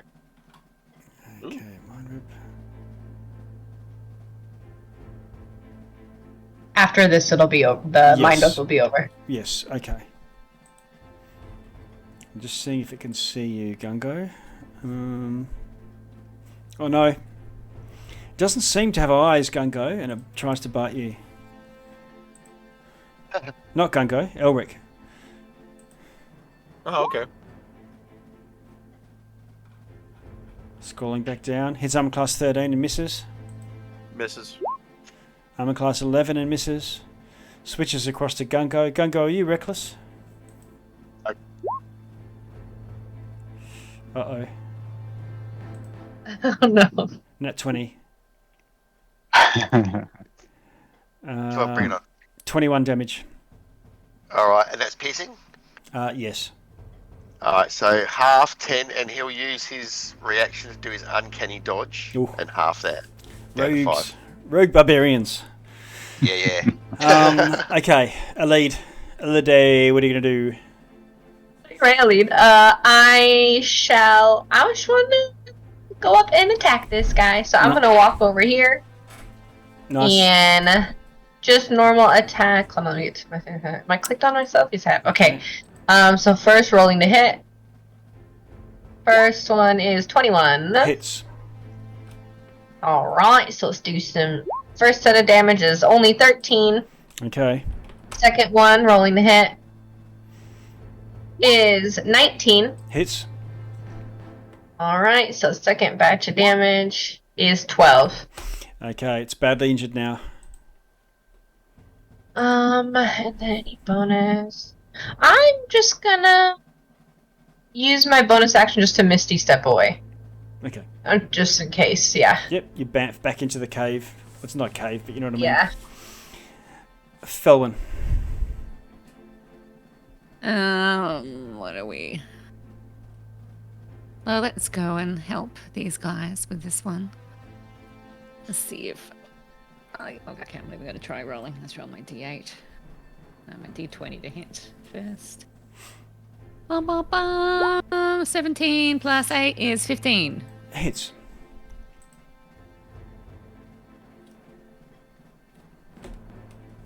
And that is for 9 damage. Okay. And it has disadvantage now. Let's try my second attack. Oh, 11. No, he misses. Okay, and then that will be it. Okay, I got no Gungo. spells, I got nothing. All right, you're right there. Gungo's going to recklessly attack. Okay. Temerity. 27, so that'll be 23 damage. 23. Okay. Second attack. Huge slash down its side. 13 damage. Um, And critically bonus injured. attack. 14 damage. Oh. Okay. And that's your turn. That's him done. Gungo. Noida. The all reliable fireball. Firebolt goes hurtling down. Roll to hit. 21. Yeah. Hey. Okay. You'll turn around and look at Noida, blowing the smoke out of his finger as the Like creature sleeping dies. bag. 18 fire damage, yeah. Yeah. Okay. And a rope comes over the top of the back of the ship, of the stern, leading up to the stern castle. And this Githyanki grabs on and starts to walk up. With feet Why does against it always have to be ropes? feet against the ship, hands against the rope, and you can see another Githyanki looking over the side. Who wants a lift? Yeah, Elite I think needs that. Yeah. Alright, come here. Alright. Can't go do the fireman's lift. Okay, yeah. Like Princess Bride, you're going to be Andre the Giant with 3 people hanging off you, going up the rope. Yeah. Well, he can because he's got his slippers of spider climbing, so he can just walk up the side of the see. ship. Oh, that's right. He has Felwyn. Do you have Felwyn too? Because Felwyn needs a little more help. Oh, let's make a couple of trips. Okay. Okay. Yeah. He can do it. So you start ferrying everyone up to the top deck. Thanks, Gunga. 23 streets, so you can probably take a couple at a time. Mm-hmm. Okay, and you find yourself on top of a apparent sailing ship. However, on this, you've noticed a few differences, like those flukes out to the sides underneath, and at the top here, you would expect to see an enormous steering wheel, and there's nothing. No helm. However, the danger music goes off. Perfect timing. And the sea shanties start. And the sea shanty starts. Okay. Elric is very glad to be back on a familiar territory. Yeah. He put a lot of effort into learning how to navigate a ship. So. Yep. Strange place you've got here. Hello. Yes. My name's Lyson. I saw you crashed down, but you survived it. I see. Yeah. Yeah. Wow. Yep.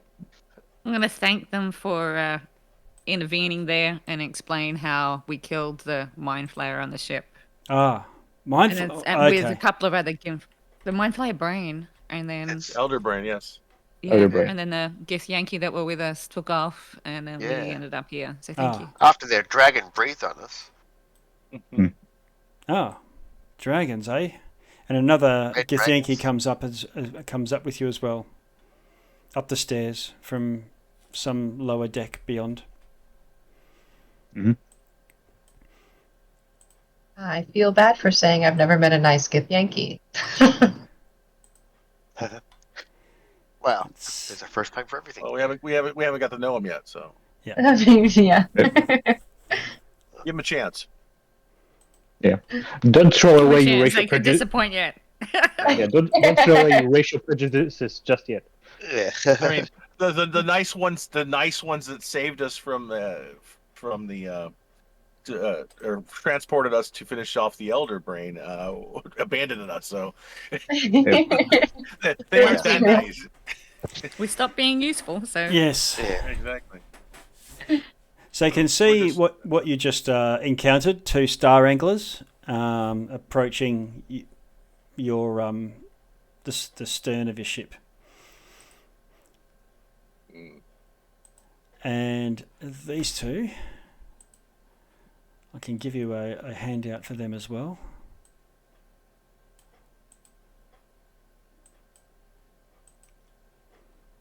ask them if the fish is edible and should we go and get some. They say, "Oh no, we've got a chef down below, much better than just eating dead things." Oh no, but did you need any of the meat? Is it any good? Oh no. Kaisera is an excellent chef and well stocked. Okay. Do you have anywhere we could rest for a while? Yes, I can see you're quite injured. Had a bit of trouble. Been a long few hours, actually. We battled a bunch of illithids, yes. Remember the Elder Brain story that she just told you? Yeah. And all the illithids. I see. And then the ship crashed. Yep. Oh, We need to do some repairs and fix some Okay. equipment and Well, mend a It few has been broken quite- bones. the ship Well, disintegrated when it didn't it? The ship just like broke apart when it crashed. The vessel that you Spread came like in. jam, yeah. I think was the Yes. Right. spread like jam was the Like description. So when you think of what a stereotypical Minotaur looks like in the Gungo, that's just like comparing a stereotypical Githyanki to these 2. They look a little more easygoing. Yes, they've still got some remnants of the same sort of armor going on, but earrings and an assortment of clothing and armor that doesn't look like it is from the really militant Githyanki order. So who are they? Those other ones that had all the silver armor on. What's their story? Oh, they would have been knights, I guess. Githyanki knights, always crusading. Friends of yours? No. That's it's a mugs game, chasing illithids around the cosmos. Right. So You guys just live here, right? what's Yeah, your name? we've moved on from that sort of fight the good fight type bullshit. We more into treasure, really. Oh, I see. Unfortunately, we got convinced to, our captain was convinced to foray into the astral, and we joined on, but fell afoul of this of havoc here. Yeah, so I can't help but to notice that your ship is in 3 bits. It's quite interesting structure. Yes. We actually have some recent experience with ships of this type. We could probably be an asset to you, at least the time being. Well, if you can somehow glue these 3 bits together, that would be great. Can I mend them? Like hold them together and do some mending? No. Or is it too... Way beyond mending. It's broken. Our ship, we've lost contact with some of our crew, actually. It's a bit perilous to travel across this dead god. But we've stayed to the piece of the wreck that we're in. How long have you been here for? Quite some time now. Days. Yeah. Days don't really mean anything in the astral plane, but it gives you an idea of how often they rest. Okay. Elric's willing to pick up a hammer and start working. Yeah. So that's could be any other ships crash that might have the part you need? I think it's more about finding a way off this rock onto another ship. When we first saw you, we were a bit worried. We thought you were going to be some sort of Illithid type war party, but second worst is your vessel's not really workable. Have you seen any other ships go by, or any other ships? Yes. There was a bit of a battle that we observed from down here, and a small vessel came hurtling in as well and crashed in further up, and they point up towards the where the other parts of their ship are. Somewhere up there, there's another. So it looks like a life raft type deal. Yeah, that was us. Right. No, they're saying another ship, right? No, before you. Oh, before us. Okay. We did not have a life raft. Yeah, we had something that we had to jump out of. Well, we could. Yeah, but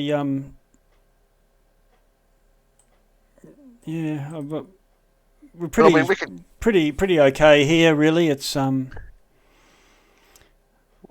do you mind if we have a rest here and then go have a look at this little ship ourselves? Yeah, you might want to see. Yeah, come down and see our bosun.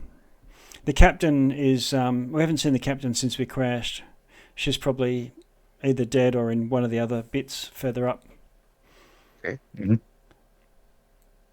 All right. Okay.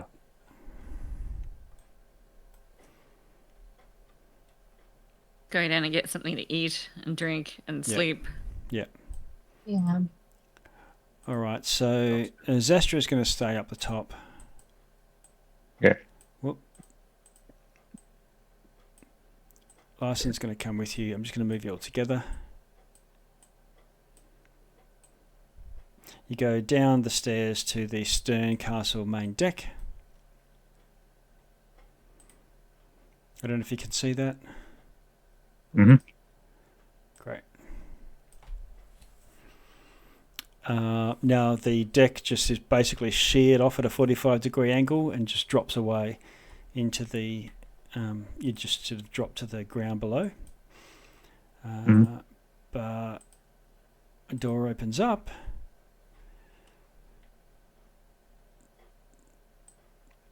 And so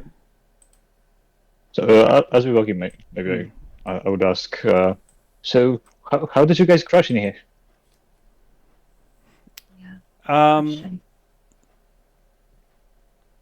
We seem to just lose control. Our captain has been a bit weird for the last little while. Mm. And some of our crew acting really strange as well for the few days before we crashed. Don't know. All right. So you were traveling from somewhere to somewhere, not specifically here. The captain had ideas. I think the captain had ideas to because we were traveling other worlds, sailing oceans, treasure hunters, adventurers, but taking on jobs. But I think the captain was convinced to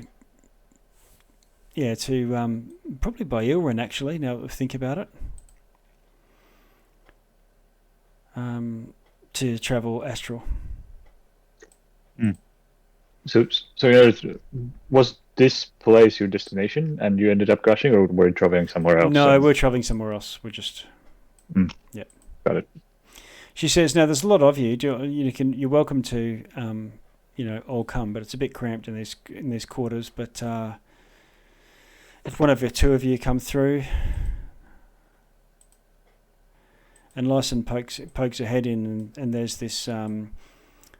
I'll put you, Noida, there. Anyone else want to come through into the thing? You can always move through yourselves into the room before and be handy. Yeah. I don't take up a huge amount of space, so... Yep. I'll pop. Elric will hang back a little bit. Okay.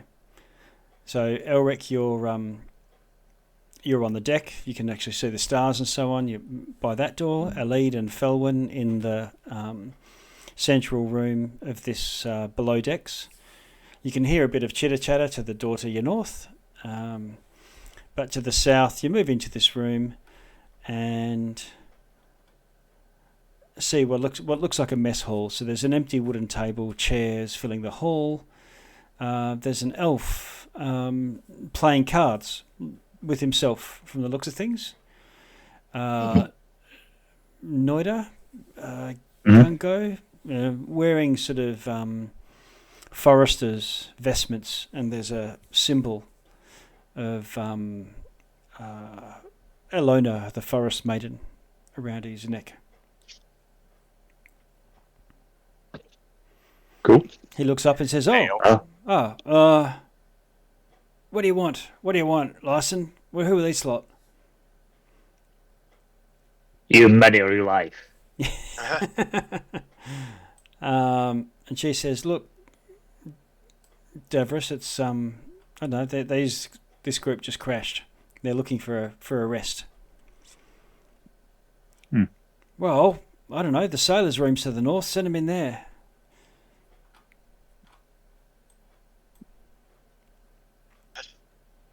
What do you do here, Davros? Oh, fair enough. Fellas, just open the door and poke your head in there. The door opens up. Felwyn, do you want to go and grab a hammock and start resting? I think I have a hammock on me, so if there's not, I'm still carrying a hammock. Okay. Or did I put it down? So it's a bit squeezy. It's like a prison cell. There's 3 rows. There's 3 decks of hammocks, and there's 5 sailors in there just resting and sleeping. Yeah, I do. I'm carrying a hammock with me. I can literally set one up anyway. All right. I crapped one way back, like the second day we started from someplace, and cleaned it up. Yeah. So where Lyson says, "Where's Sirit then?" And Deveris says, "Oh, I don't know." You get an idea that Lyson's looking around for someone that would normally be playing cards with Davros. But you're normally here. They're always here, actually, together. No, Sirit said she was going to scout the other wreck segments. I don't know. By herself? Yeah, I guess. Halfling. They're pretty bold. That's one word to describe it. How long ago was that? Earlier this morning, maybe. Yeah, yesterday. You get the feeling that that it's really hard when they don't need to eat. They don't need to Right. don't age. Then it's time is a bit strange. Do you have a means of contacting her, like with magics or? No. I expect she'll be back. Maybe. Figaro's down the bottom there somewhere, but he's locked himself in his quarters. Refuses to communicate or come out. One of those behaving weird. I tried to talk to him, but he put up some sort of barrier. I couldn't even go into his room. And he sort of wiggles his nose a bit, as if it's a bit bruised. Is the missing halfling also one of those afflicted with the strange behavior? No. Well, other than wandering off into the astral on a dead god. Sirit. Yeah. So I'll put it into the chat. So Sirit, halfling card player.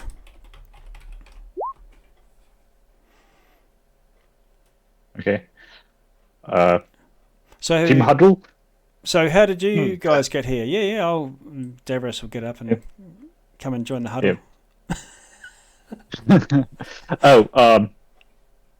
What? Okay, I guess you're working to the huddle. Just I'm not from this ship. I crashed here on a life raft with some other crew, but I'm a bit separated. Oh, okay. Okay. I'm a newcomer too. I thought us newcomers are going to have a huddle. Sure. And you're just planning on hanging out here, are you? Or have you? What's your plan? Well, we're just whiling time, really. It's a bit of it's like the doldrums, astral doldrums. Don't really care. Well, I think we have a rest and then we head out. Yeah. And explore. Maybe go find that other part of that life raft ship that landed. See if we can find a halfling on the way. We can't do anything without some sleep, though. We are pretty far away from home, but the fact that this weird behavior is spreading, we've seen something like that before, haven't we? People acting in strange ways. Perhaps we should first try to talk with the guy who locked himself in the room. Try to figure out what's happening. Yeah. A sailor comes stretching out from the room where Felwyn's crashed out in her hammock and says, another crash ship. People are dropping like flies onto this berg. Yep. When it rains, it pours. Survivors, I guess. Well, anyway, it's my shift to be up there, so there's a hammock if anyone wants it. Oh, crikey. Looks at you, Elric. You look like you need it. You take it. Thank you. Elyson, when you guys crashed, was there anyone here before you, or were you the first? Well, there's debris. So other ships have crashed here, but no. Yeah. But Elric, I think you going to go and rest? Start resting, Elric? Yes. I think we all should. Yeah. Well, I thought some of you look pretty fit. I reckon you need to come down and talk to the bosun at least. Yeah. Okay. All right. Elric will stay behind and rest. Then. Okay. Yeah. Split us We're up. getting a short rest or a long rest?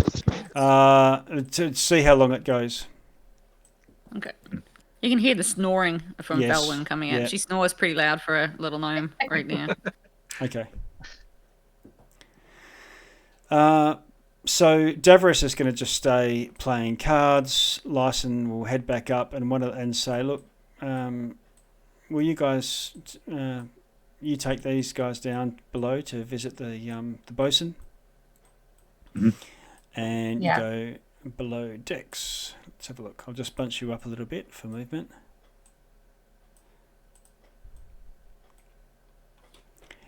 And I'm a bit rusty on my nautical hierarchy, but bossman is like a second in command. Yeah. Got it.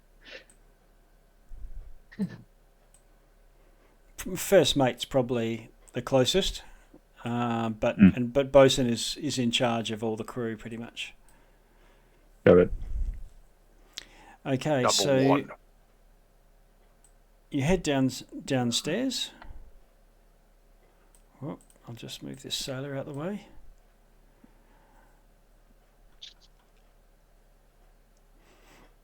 And there's empty wooden tables, chairs, filling what looks like a mess hall.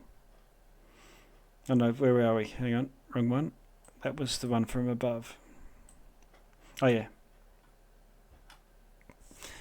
This sailor says to you as you come down, you know, when you talk to Figaro, you know, he's, you know, he was our first leader, the leader of the group, like first mate, but he's refusing to communicate to anyone, and it's Ilwyn who's sort of stepped up as the bosun and taken on the role, really, taken up the mantle of looking after us all. Mm-hmm. Did something happen? What? No. Figaro's just been reserved. Yeah. Reserved. Got it. Yeah, paranoid probably is better term. Okay. And Davros comes down these steps. Says, "Oh, well, hang on, wait for me." God. What's he want? I don't like that guy. He said, "We got attacked by. I was part of another vessel. We were called. Our vessel's called the Verdant Branch, and we're attacked by space pirates." Space pirates. Space pirates. Yes.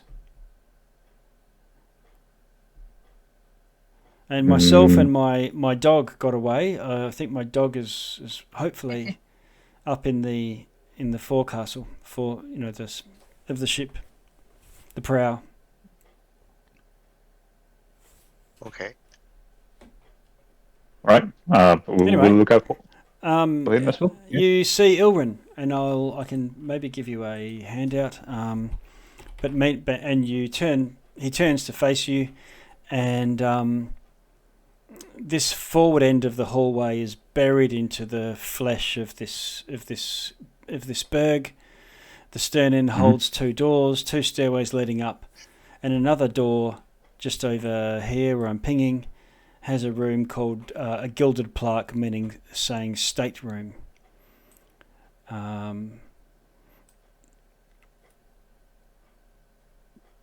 And Ilwyn's there, and Ilwyn turns to you, and Ilwyn looks like a walking hippopotamus.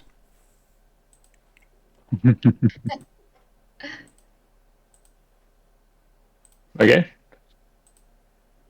It's not like a race that we would see on our plane, right? No. Oh, wow. If, isn't he?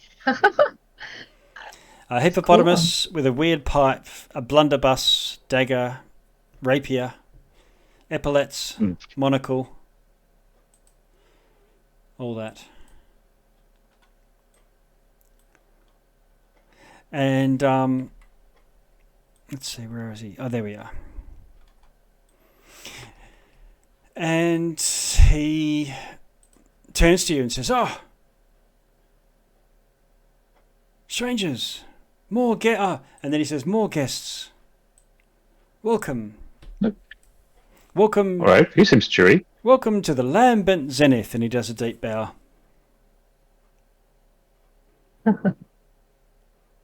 He says, "I'm boss around here." Yeah, that's what we just heard that. Where's your boss? He's in there. We would like to speak to your manager. He's not talking to anyone. You can have a chat if you want. Oh, worth a try, right? Yep. Okay. Do you like being the boss, Aaron? Well, it's a cross I'm choosing to bear for the benefit of all. Okay. Right. Let's see. Where have we got here? Noida, Gungo, a lead. Okay. All right. Yeah. And he seems to be looking. He's got eyes for you, Noida. Eyes for me. Mm. Oh, hello there. Yeah. His monocle in a sort of like what's the professor from Harry Potter? One eye keeps going off to Mad-Eye Moody. Mad-Eye Moody. Yeah, Mad-Eye Moody. His monocle eye keeps flicking over to you every now and then.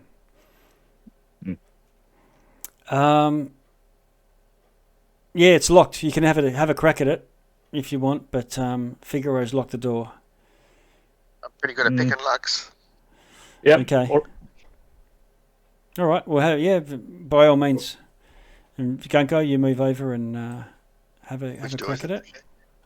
Hey, Figaro, can you hear me? Go away! Figaro. What's wrong, Figaro? No. Stay away. Well, I tell you what. You can tell me what's wrong and what's going on, or I'm gonna bust this door down and be worse than any fear that you've got at the moment. Okay. Have at it. Are you challenging me? You want to go there? All right. Okay. Gungo's gonna get out the Adamantine mace. Oh, okay. All right. So you belt the bejesus out of this Stand door. back. You better stand back. Yeah. You belt the bejesus out of the door, and it opens into what looks like a captain's quarters type deal. A stateroom, elegant but simple. Warm light of the wall sconces, bathes mahogany bookshelves, crimson bed sheets, and sitting on the edge of the bed, wringing their hands, is a purple-skinned tiefling. And he just stares blankly at the wall, sort of rocking, sort of muttering to himself. His posture looks like he's as tense as a wound spring. Gungo was walking and go, well, I don't know who that was. Hey, buddy, how you going? You walk in and bump your nose. Well, There's some sort of barrier. Yeah, some sort of invisible barrier blocking you. Yeah. Oh, You it's worried one about of the things that the other brain place was, I think. What you worried about, Figaro? Chaos everywhere. Okay. Right. Can't argue with that. Especially when you had a chaotic day. Yeah, that's true.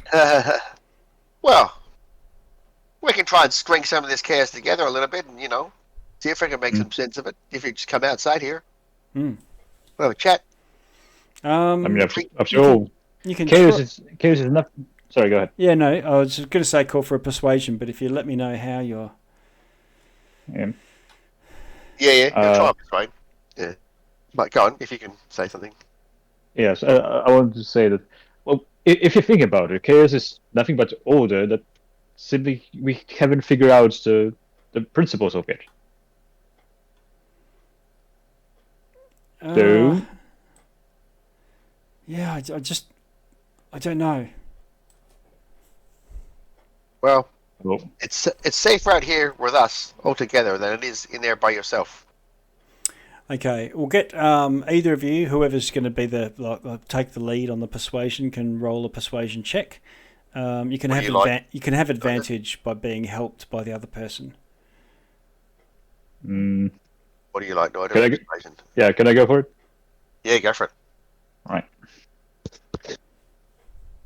Will be 17.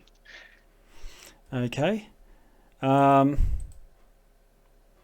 He says, No, I can't talk to you.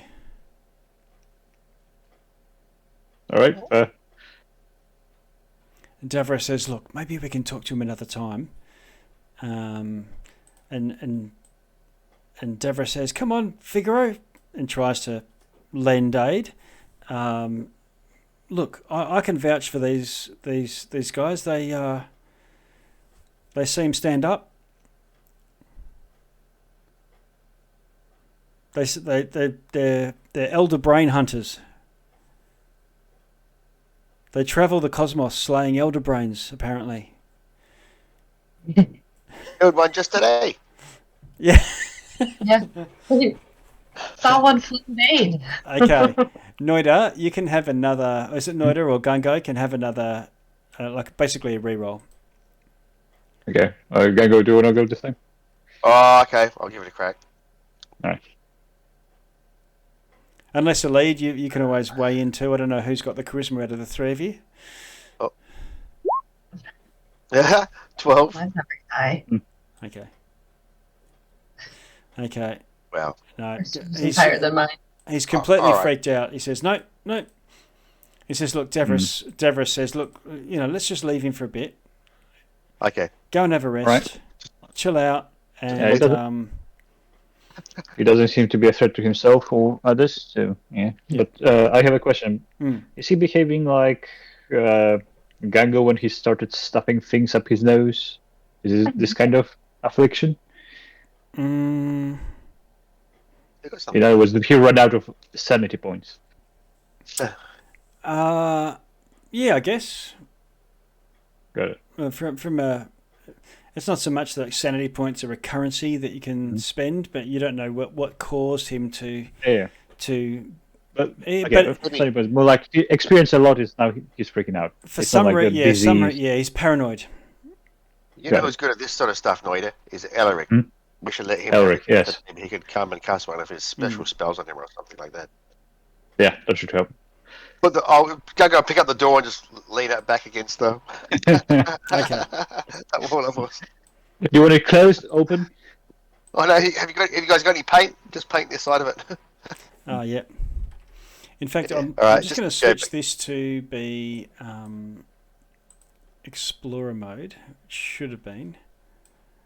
That way, your map sort of fills in as you go along too. Mhm. Okay. I don't know that's going to do anything right now, but... Okay, so Devra says, well, through here there's another room where there's some beds and things. If you want to come in and chill out, I'll just Yeah, I move wouldn't your mind a characters in and you can have a rest. Yeah. And Devra says, I'm not, I'm going to go back to my cards, but, come and give us a shout. We can help you out, whatever. We'll have to ask those others how their hammocks were. Yeah. I think Gango would need like 2 hammocks strung together. Yeah. Felwyn's still snoring. Like drools Yes. drooling out the side of her mouth. She's so out of it. Like out. Elric, same. It'd probably take a hot minute to try and wake her up. Yeah. You can't tell Elric is drooling though because it's all going into his beard. He's just, Okay. Self-moisturizing fur. exactly. So an hour later, you have had a short rest. rest. You can spend any hit dice you choose, and you recover your short rest related abilities back. And can I, with that short rest, figure out the wand? Yes. Okay. You find that with this, I call it a wand when you grabbed it. It's more like probably about 8-inch long stick, and quite chunky. So more like a tennis racket handle. Rod? Okay. Rods are normally sort of 1 to 3 feet long. So think of it as probably about 8 inches or so, which is more wandy, but it's really chunky, sort of like the handle of a tennis racket. Got it. You don't really need to attune to it, but you figure out that having this gives you more of a connection to your beliefs and the outer powers, whatever, and you were able to cast the commune spell. Ooh, that's cool. Yeah. Nice. And so a lot of healing going on. Not back at full health, but I'm feeling okay. I'm just over half health, and I got no abilities back, so it's gonna be tough. Yeah. Let's see. Did I get anything back? I can't remember what Nope. I got all my wild shapes rest back. abilities. My wild shapes come back. That's good. Well, hey, you two, it's chow time. I'm going to go get something to eat, one of the sailors says, and says, come through and grab something if you want. All right, let's go eat. Right. And before we eat, I'll spend whole 10 minutes on a very long and elaborate prayer, and everyone gets another temporary hit points, which I think was... Okay. 16, I remember correctly. Yeah, 16 temp. Okay, so everyone gets 16 temp plus whatever they've spent as their short rest stuff. I don't know why. I'm doing these individually for some reason. Whatever. Yeah, you can keep rolling them and you get to choose when you stop. Yeah, I selected all the squares, but it still did them one at a time. Oh, I see. Yeah, you click underneath. That's what Click roll dice when you select it. Click the number where it says 8d8 plus whatever. To click on that and it rolls them all. Oh, you're right. Well, I'll just add up the ones I did individually. Yeah. Thank you. 20. Yeah, it did the same for me. It took me a minute to work it out.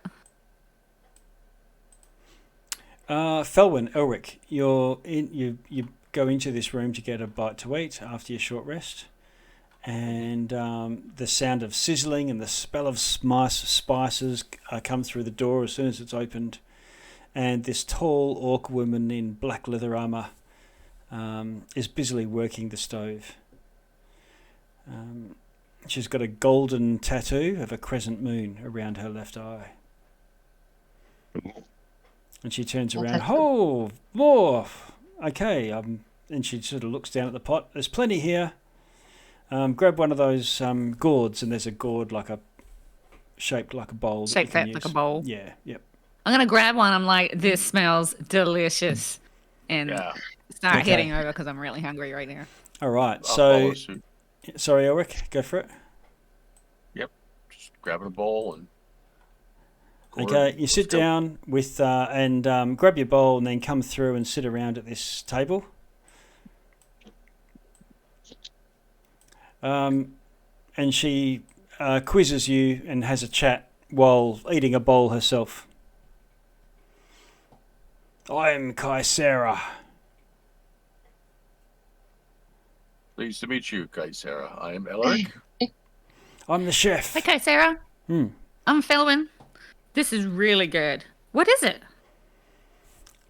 I'm shoveling all this stuff in my mouth.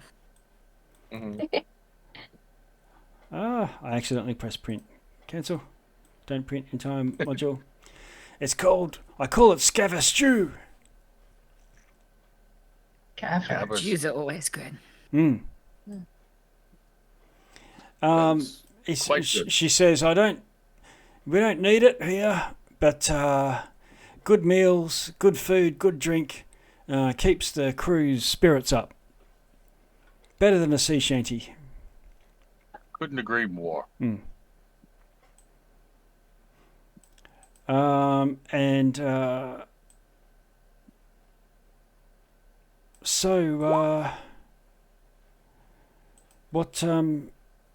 How come she quizzes you on your reasons for being here, how you got here, all that sort of thing. We tell our story. About the fight and how we crashed and how we beat up an elder brain. Okay. Yep. So if the two of you, if the two of you can roll a charisma Persuasion we'll use. Together, or should I give each of you can roll. Okay. Persuasion? Mm-hmm. Oh, well, I suck at these, so. 20. Oh, okay. Oh, so she warms 17. to you. A charismatic little girl. Yeah, she warms to you both. Yeah, and she says, "Yeah, this was an incredible ship, one of the best I've been on. An ability to fly through and switch between planes, powered by this, incredibly powerful magic item that Inda designed and built into the security system.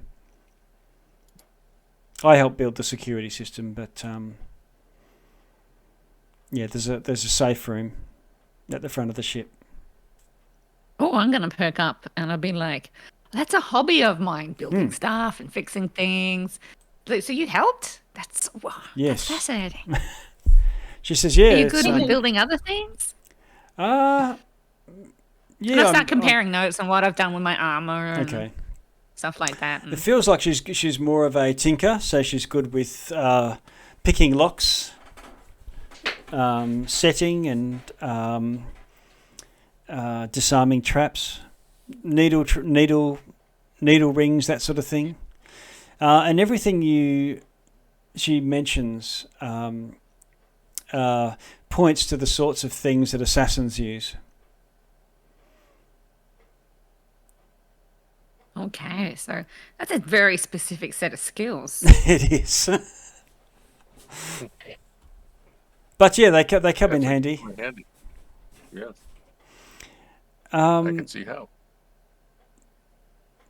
Well, yes, I. So how did an assassin end up as the chef?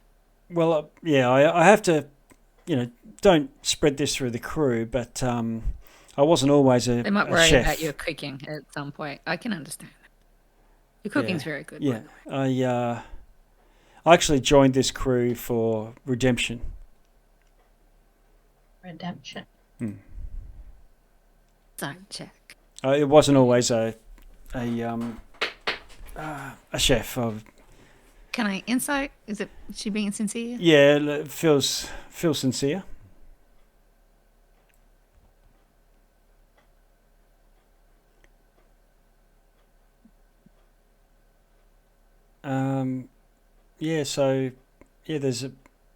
I helped build the safe rooms, doors and things. But there's wards around the place. What do you guys need a safe room for? Well, because the magic item the magic item that powers the ship needs the protections, I guess. But the ship can't fly anymore, so perhaps we could take it so we could fly another ship with it? Maybe, yeah. I suppose one's that's a cut good in idea. half. Maybe we could... Yeah. I mean, we need something to power another vessel to get off here. I mean, this one's not leaving, so... Yeah. What do you think? I think maybe we could grab that. With your help, if you know about the safe room, so... There's a passphrase, and there's a couple of runes. One room's in the stateroom. I don't know where the second one is. Do you know the passphrases? No, the captain. You'd have to talk to Indra. The first mate or the captain? The captain that's missing? No, the captain. The captain that's missing. So we need to find that captain. And yeah, guessing a safe word could be almost impossible.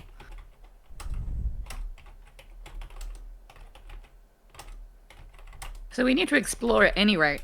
Try to find the captain and see if we can find another vessel. Yeah.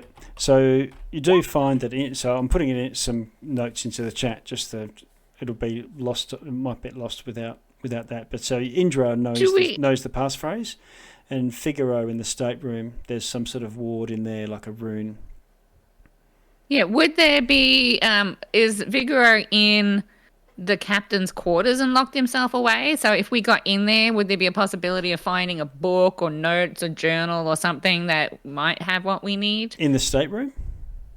Yep. if we could get in there? Might we find something in there? Because, well, I don't know about the stateroom. Well, I assume people told us about it when they came back. Mm. We haven't come back yet, have we? Or... No, not yet. Yeah, you guys came up and had a rest as well, didn't you? They came into the hammock room. No, they're Everybody had to sleeping. sleep They're when in we woke beds. Oh, okay. They're living it up. I'm just not sure what we know and what we don't know. Oh, that's okay. So you would,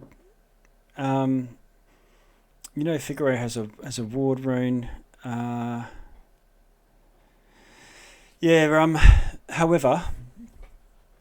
hang on, I'll just switch to my right so I can see. Oh yeah, go. Ch3 seems a bit annoyed at Figaro's seclusion, but the annoyance is more like a parental concern.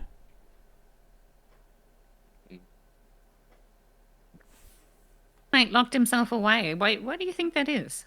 He's just gone. You seem... Can you roll a persuasion for me? Ugh. Okay, 23. All right. So now that you sort of probe this line of questioning with Ch3, she says, actually, yeah, he started to get this paranoia since Ilrin joined the crew, actually. Come to think of it, I don't know, maybe not exactly that same time. And it was Ilrin that convinced the captain to come to the astral plane in the first place. So who is this Ilrin? Ilrin is the GIF, the hippopotamus dude. Oh, okay, that guy. Well, I did not meet that guy, right? Not yet. Yeah, we haven't met him yet. Not yet. Okay. Yeah. So we would obviously ask, who's this guy? Yeah, and he was this guy, eventually the rest of you would come up. I'm going to move you up there in any case anyway. You'd come up to get a meal because it was only just a few minutes, maybe 10 minutes, when the others were going and meeting with Ilrin, Davros, Figaro, that you then went and had a short rest, and after that short rest, get up and come and have a bit of a bite. Nothing feels as good as having a full warm belly. Yeah. Even if you don't need the food. And Okay. yep. So you compare notes. Yeah. Bring everybody up to speed that there's a safe room with something that can power vessels, and Yes. Right. we need passwords. Power vessels. Well, that guy, Figaro, he's holed up in a room upstairs. He seems a bit crazy, and he was holding on a book. Mm. He was reading something out of a book.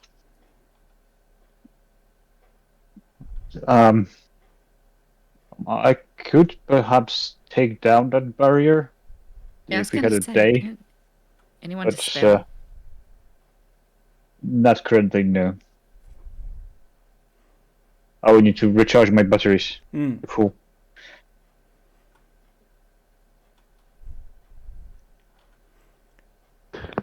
Well, that sounds dodgy about Aaron as well. That's we need to find out more about him. Yeah.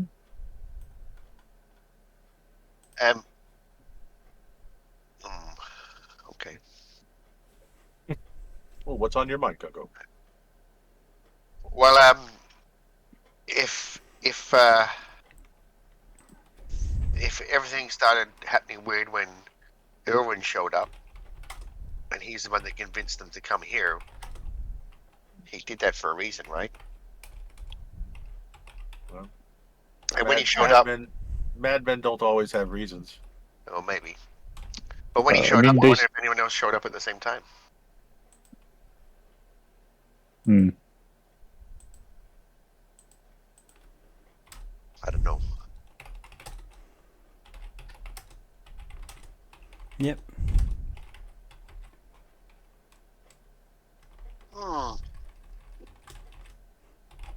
Well,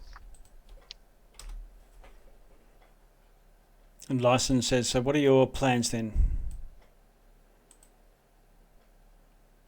Well, we need the password, so we need the guy to share it.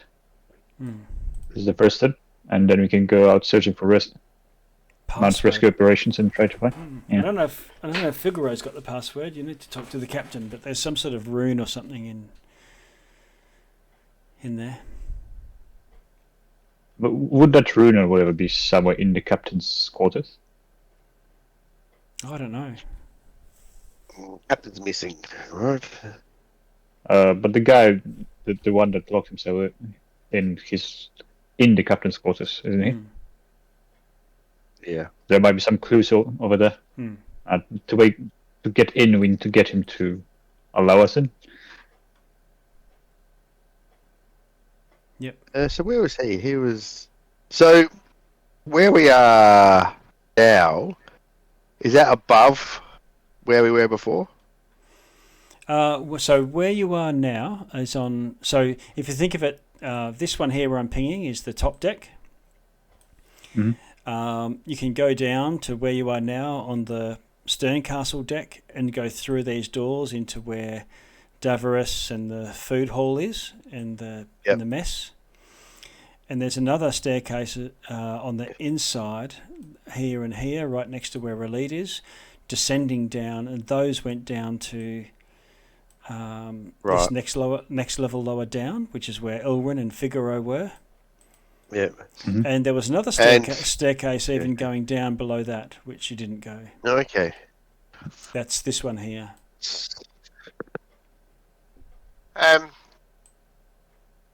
Gungo's going to look down through the floorboards where he is there, see if he can see down through them. Where are you there, Gungo? Through the floorboards. No, you can't see through them.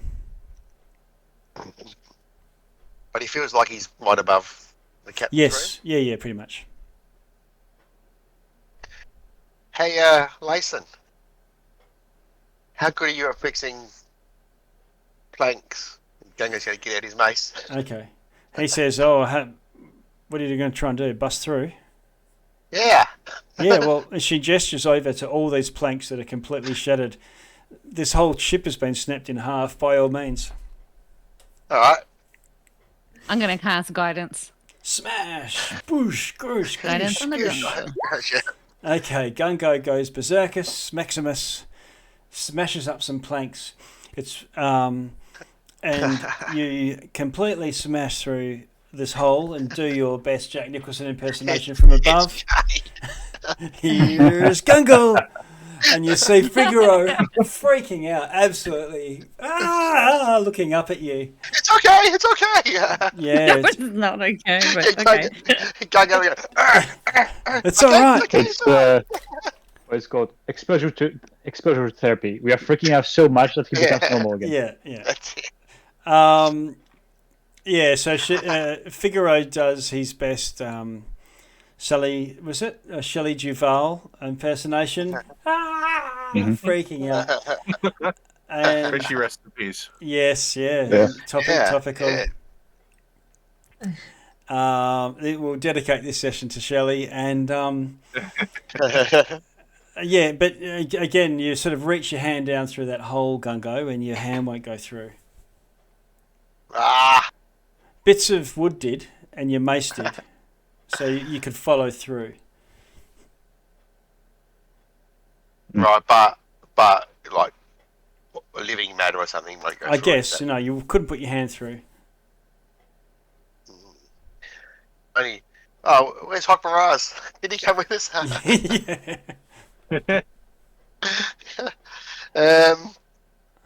All right, let's get downstairs. Okay. So you're... No, I'm just checking. I'm just going to go. I will try from below. Yeah. All right. Oh, well, you can fix these floorboards now, Lyson. She just sort of puts a little tea towel over it. You can't put your foot through. There's a wall there, so force there, so it doesn't matter. Yeah, it's true. Well, I'm not sure if I made it any better trying to do that, guys. Yeah, Figaro just lost another sanity point. Sorry, sorry, wrong room. I was trying to bust into the donut store. Okay. Dear. What about you, Alid? You've been pretty quiet. Any ideas here? Still eager just to kind of explore because we can't stay here forever. We gotta get out of here. Yes. Yeah. So I like that idea of trying to figure out maybe that other half of the ship that the fellow builder Felon was getting along with might have more information on. Yep. There's also your 2 magic items to identify at some point. And also, let's see, Elric, you think you can hear something like shouting from below? It's very faint. It's like coming. You can't hear it from where you are there, but when you were further down and you were resting, you reckon you could hear it. Excited? Like excited shouting? Like, no, or is it distressed. Like angry, arguing? Okay, distressed. So, I'll tell that to Gungo. I did hear somebody screaming down below. That doesn't sound good. In the bilge. Oh. Let's go check it out. Yeah. All right. Every time we've gone into a bilge before, we've had trouble, but, why not do it again? Okay. This time we're prepared, right? Bilge busters. We're the bilge busters. Yeah. We're prepared for trouble. That's it. Okay. So the 5 of you head down to the down to Figaro's deck, and Sailor's not here. He's back up where he was by this time, and you can hear. You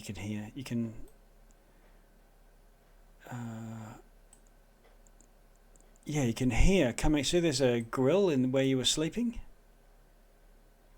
Oh, yeah. Or something, or a table or something. There's some shouting coming from below that. You go in there, and Ilrin's in there. Hey, Oren, can you hear that? Hear what? That shouting. No. Are you sure you're all right? People have been getting some weird, mental stuff here. Are you sure you're all right? Yeah. Does anybody else hear this? Can he Yeah, hear it? You were all having he says, I think you're all having a shared delusion. Have you heard of those things? I think Can I do an we insight need check? to go check the bilge. I'm gonna look at him funny. Okay. I don't do very good on insight though. He starts sort of freaking out a little bit, but looking a bit like he's going to wig out. Yes. I rolled an 18 on my insight check. Yeah, he's giving the Noida absolutely gives this guy the creeps. Okay. I know it can be a little strange sometimes, but he's not that creepy. He just likes the profit. I mean, if you just took the time to get to know me, I'm sure we could get along. So is he like shivering or showing some? Yeah, it's as if you just don't click.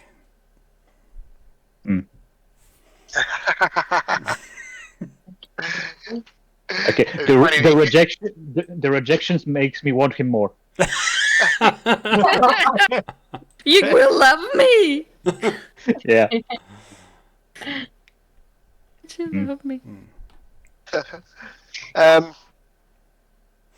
So, do you know what's downstairs, everyone? You've been down there?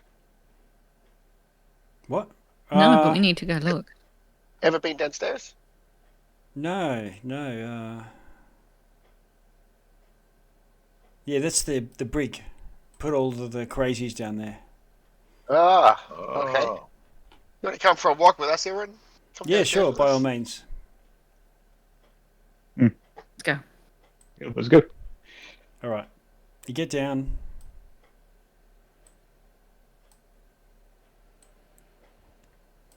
It's all pretty tight here. Hmm? And you can hear shouting coming from a cell. Iron bars line both sides of a centre hallway. Help! Help! Let me out! Yeah. Who's in there? Go to the source of the noise. Mm-hmm. Yeah. Well, that would explain what I heard. And you can see some locked doors, Gungo. And the door directly to your north, the first one is where the voice is coming. Look through the window. You have a look through and you can see a halfling in there. Hey, Let me out! how'd you get in there? I'm going to ask the halfling's name. If it's the same name as the one that should be playing cards with the person upstairs that's supposed to have gone exploring. Yeah, Sirit. Sirit. Are you Sirit? Yes, What are you doing I'm in going to there? look at. I've been locked in here. Who by? Ilrin. Everyone's How looking long? for you. Everyone, what's going on? Oh no! Oh and, no! And you pass the line back. You know, Elric says, Ilrin. Sirik says, Ilrin put him in here, and then you say, a lead. Ask Felwyn about Ilrin about Sirik, and this Chinese whispers past us up the line. Yep. I'm turning around like, what's going on? Noida, and you turn to Ilrin and say, Ilrin, what do you say? I'm going to go like, isn't this person not supposed to be exploring? What are they doing locked in here? Yeah. Well, Ellen did it. That's what we're trying to work out. Yep. Yeah, I'm asking her. And then Sirit says to you, so Gungo, and we won't do a Chinese whispers or a kind of silence, but Sirit says, Ilrin is an aberration. Ilrin Is she telling them? relishes the suffering of others. Ilrin is dedicated to chaos. I tried to speak with Figaro about Ilrin, but Figaro did nothing. Ilrin can change what's in your mind, and I'm sure Ilrin changed Figaro's thoughts. Memories. I confronted Ilrin. Oh, that's the hippo guy, right? Yeah. Okay, I was getting the two mixed up. The orca they were similar Yes. names. Yeah. Yep. So it's not the orca, it's the hippo. But why? Why did Ilrin keep me alive? I don't know. Hey, let me ask you a question, Sirit. Who do you play cards with? Cards? You like playing cards? Devris from the Green Place. Okay. I think she's up straight up and down. Noida, you sort of spin around to ask the next question from the line.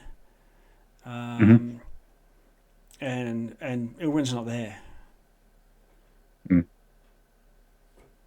Hey, Gunga's just going to rip the door off. Disappeared or turned around and walked away? Noida didn't hear footsteps. Noida said, "What? What's the message? Hey, Ilrin, hey, what?" And turned around and Ilrin's just not there. Okay, but why is Elric tourniqueted to Pathos? Elrond, not Elric.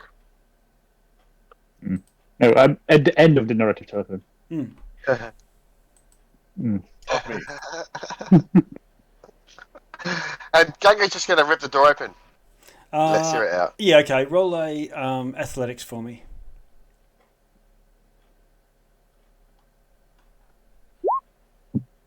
33. 33. Okay, you tear the door. Actually, what I'll do is I'll get everyone to roll initiative. I'll just quickly empty out the other one. That'll be our fourth initiative roll for tonight.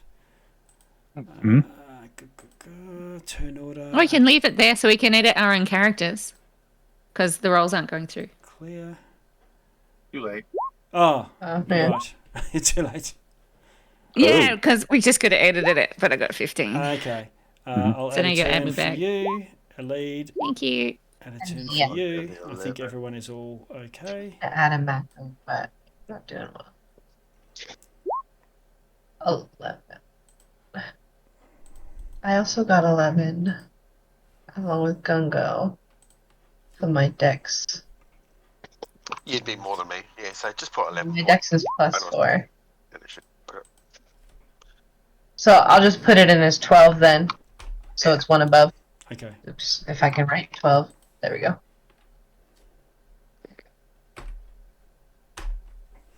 Okay.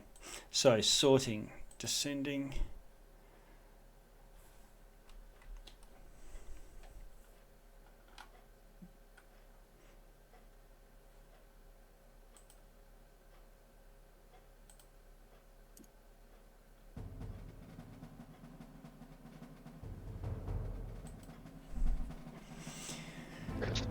This little line of fire comes sailing down the past you, Noida, and a fireball explodes, filling the whole bottom part of the ship.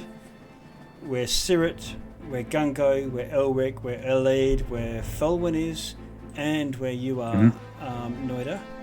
And in so doing, it also reveals Ilrin right next to you, probably become visible from the effect of casting a spell. Got it. No chance to counterspell that, just with it coming from invisibility. Yeah, so I don't have a spell slot either. Target you can see, that sort of palaver. So dexterity saving throws all around? Yep. Yes, please. And 22. Nice one. 6, but I'm going to have to roll it manually. 13. Is it a surprise round? Do I have my reaction? You don't have your reaction. This is a surprise. Okay. I'll just, D20. Plus 2 is 8. I fail. Okay.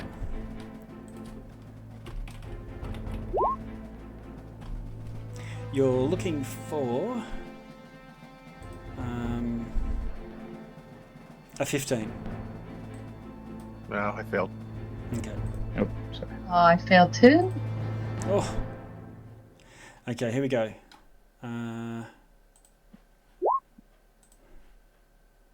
Chat. 22 damage. 11 for those who saved. Okay. There goes my rest. No, everyone got 16 temporary hit points. Remember that. I just had to ask that. Oh, we did? Perfect. Yeah. Oh, cool. Yeah, What was that took a lot of that, but thank you. Yep. what was the damage again? 22 or 27? 22. Okay. I've just got it to roll advantage, so it rolls twice for everything. Let's roll 20. Ah, Just take the okay. first one. Right. But it helps when I don't have to worry about it. If it's disadvantage or advantage, there's always 2 rolls there. But otherwise, I just take the first. Noida, what do you want to do? Try in my face.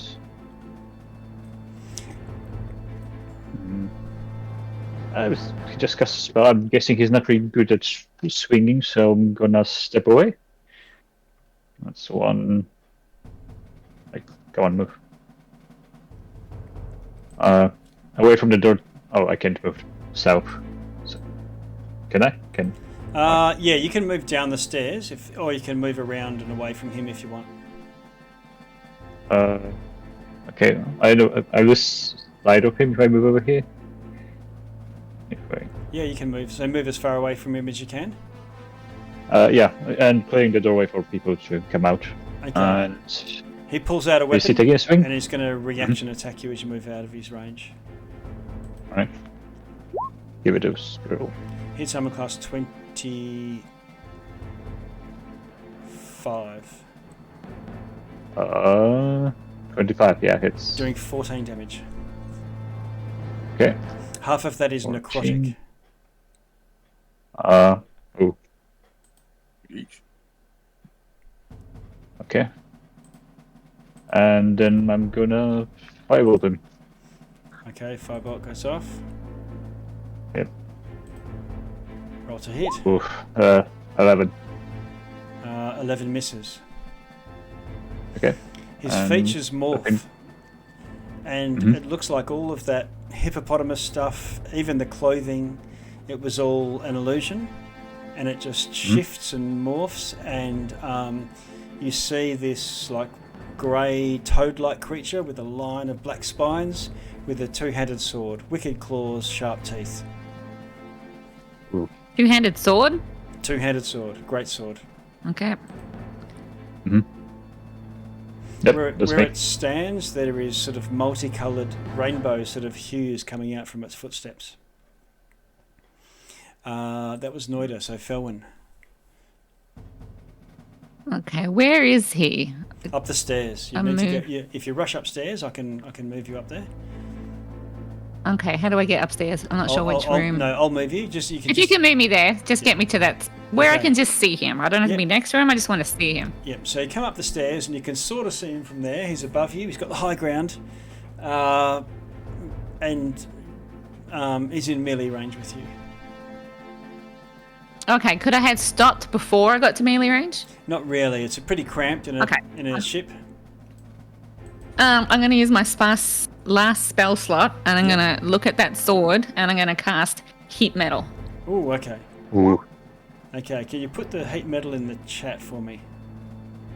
Yep. Okay. So he has to make a saving throw. Mm-hmm. And he can keep holding it. No, make a saving throw where he drops it. It does 2d8 fire damage until this bend. You can keep doing it. If it's holding or wearing, it takes damage. The creature must succeed on a Constitution saving throw or drop the weapon. And if it doesn't drop the weapon, it has disadvantage on attack rolls and all sorts of stuff. All right. And ability checks.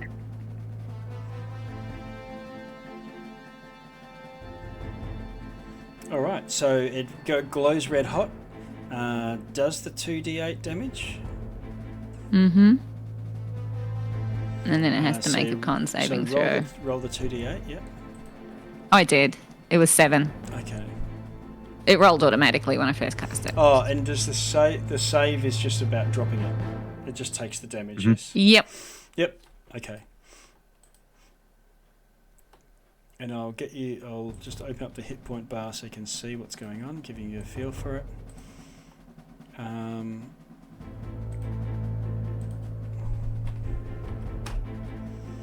And the con save, what's he looking for? 16. Okay. Alright, he fails and drops the sword. Nice. Anything else, Felwyn? Hate metal's gone off. That is... Oh, I don't have anything else. That is my turn. I'm just going to brace myself now. Okay. A lead. Yes. I think I saw you take Felwyn up this way. The stairs are this way? Yeah, so do you want me to move? No. You can move up past Felwyn. And That's what I was trying to do, but it's okay. I hit a barrier. Yeah, I'll move you up there to the next floor. There's lots of doors and stuff. It's just easier for him to move us. Okay, so I'm up the stairs, and I'm gonna go...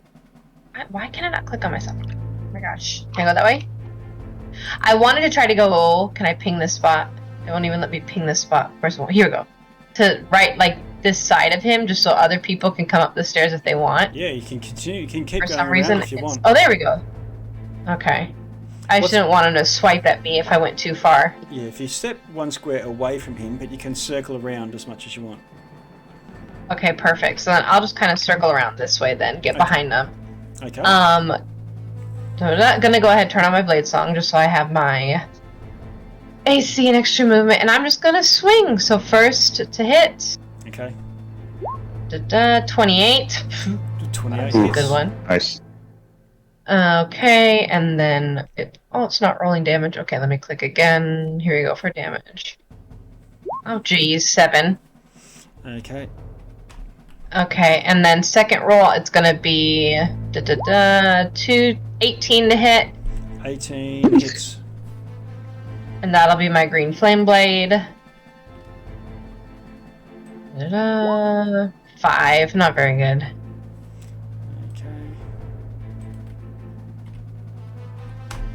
Okay, anything Is that all else? right? A lead. So low. No, I already activated Blade Song, so that's my bonus action, so I am finished. Okay. Alright, Gungo. Okay, so has Rushing up he the pulled the stairs? door off yet? Yeah, you pulled the door Has off. he called? Yeah, okay, yep, he'll go rushing up the stairs. Okay, so 1, 2, 3, 4... I'm so sorry to stop you. I just realized I didn't click the right button for Green Flame Blade. 6. Oh, no problem. So it should be 23 instead of 5. Is that right? Yes. Okay. Because of the actual flame damage. Okay, and is that fire damage? The second one is... Because there's the melee attack and then there's the green... Oh, yes, fire damage. So the 5 is the fire damage and the rest is your sword or something? No, I accidentally clicked only the dice roll. I didn't click the weapon attack. Okay, got it. So the 5 is nothing. Okay. Done. Sorry. Back to you, Gungo. So you've gone about 20 feet up to that point, and you're now next to this toad-like creature. Okay, so Gungo, he's just going to whack at one with temerity. Okay.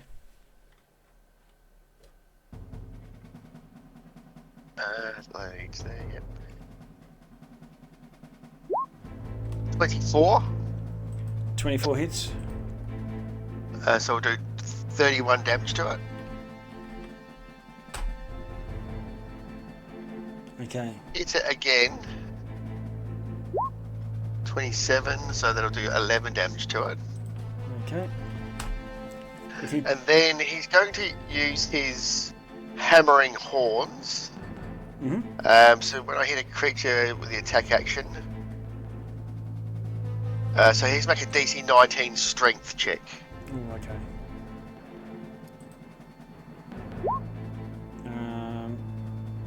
He fails. Push him 10 feet away. Right. Okay. He's right on the edge. Okay. And then he'll just move to. How much did he use? 20 feet. He'll move up to here. He'll just sit up on these stairs here. Okay. And that'll be him done. Okay. He moves to you, Elide, as being the most open first. Full, no cover, no anything.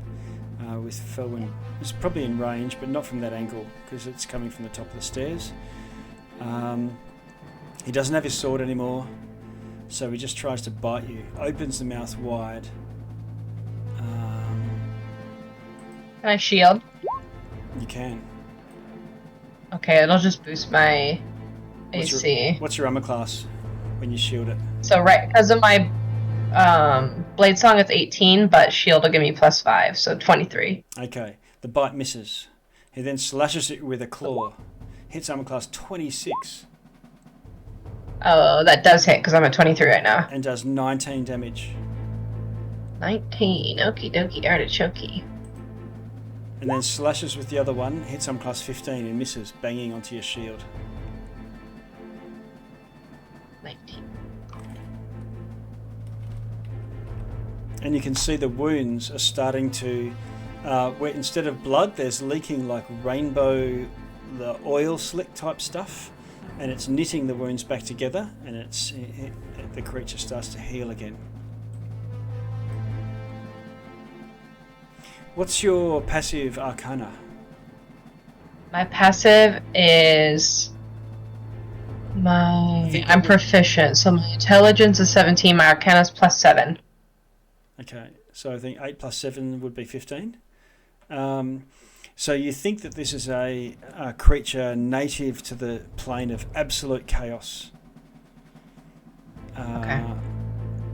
They're called Slard. Slod. Okay. Can I yell out, "It's a slod"? And yeah, you can. And they revel in sowing chaos and discord wherever they go. Okay. Maybe someone can do more of that. Thank you. All right, Elric. I'm going to move into where I can see what's going on. Sure. 5, 10, 15, 20. That gets you to within sight of the Slard. Up the top of the stairs past Felwyn. That's 20 feet of move. Okay, and I'm going to throw Entangle on him. Okay. I'm just going to zoom this in a little bit. Okay, Entangle goes off. He gets a save at this point, doesn't he? Yeah, strength save. Okay. Had to beat 17. He's got a 20 there, Okay. unfortunately. So he's just difficult ground, I believe. Actually, I think that's true. Yes. Double move, or half move, whatever. Whatever weeds were, or, Yes. or plant life was here, it's grown up through the ground and made it trip hazards. Yeah. Okay. Okay. And I don't really have a very good bonus action here.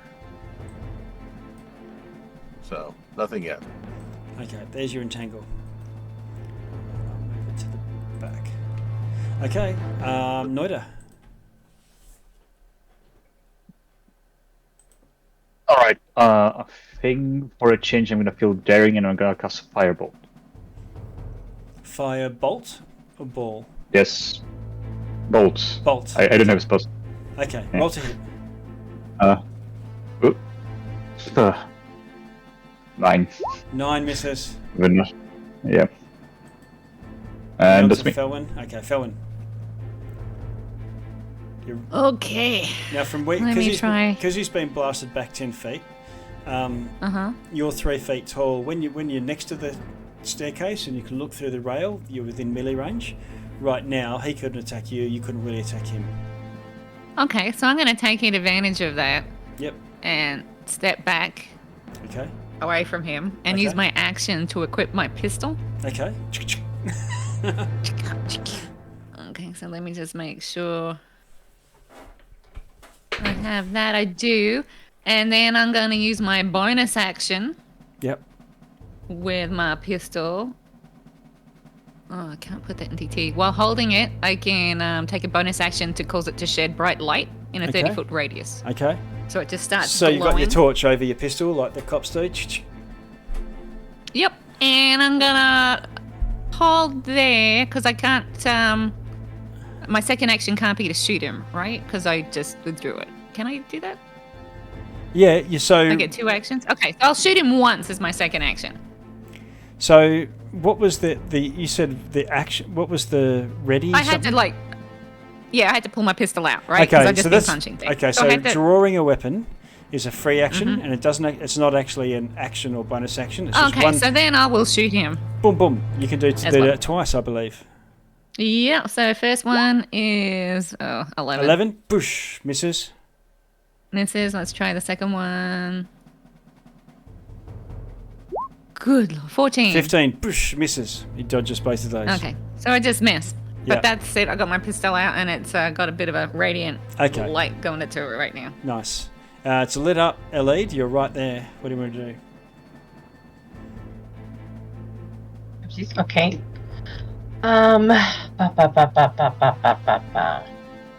No one is in front of me. I kind of want to cast a spell. Yes. This guy, I'm going to go ahead and cast... What level should I do this at? I'm going to do Wall of Fire. Okay. Yeah, and I'm just going to do it straight, kind of forward diagonally. Let me see if I can get there real quick. Just like that. Can I do that? This way. Wait. Yep. I'm just trying to make a little... Make it hit him, but not be too far towards that entrance. So something like this. Yeah, probably. Cool. Okay. So I'm gonna cast level 4. Save is Dexterity 15. Okay, Dexterity 15. Here it comes. It passes. He So does if with he a natural passes... 20. Oh, so then... hold on. It says half as much damage on a successful save. Will he still get half of that then? Yes. Okay, then I'll go ahead. Yep. Take half of 18, which is 9. Okay. I already used my bonus action. There's no reason really to leave. Yep, I am finished for now because I only cast a spell. Yep. Okay. Now, you didn't see it, Elide, but when he set off the fireball, it got him as well. And there's scorch marks all on the ground. And he does take a little bit of a damage, but he doesn't care. He's absolute chaos. And he's taking... You can tell that he's damaged a little bit. He's uncomfortable in this fire, but far from dying quickly. It would have been... He's resistant, effectively, so taking half damage. Gotcha, okay. Against that wall of fire would have done... 9, so 4 damage to him. Gotcha, okay. And I think you put it in a square, and can you just put the thing into... Can you put it into the chat? The actual wall of fire text? I thought it went... Oh, okay. Display. Okay, make the wall... It's 1 foot thick, ringed, when it appears. I failed save the creature. One side of the ball, a successful save. Okay, so if it ends its turn within 10 feet of the hot side. So which is the hot side, facing north or south? North, so it's away from friends. Yeah, otherwise it's going to... People within 10 feet of the south part will cook. Yeah. Okay, cool. Move on to Gungo.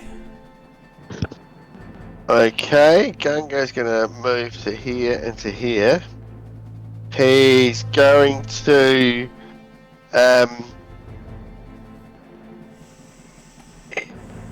He's going to grab him. Grapple him. Okay. Yep. Opposed checks. Yep. 34. Try and beat 34. you got plus 16 to grappling. Okay, let's see what this guy can do. That 20 would do it, but... Oh my god.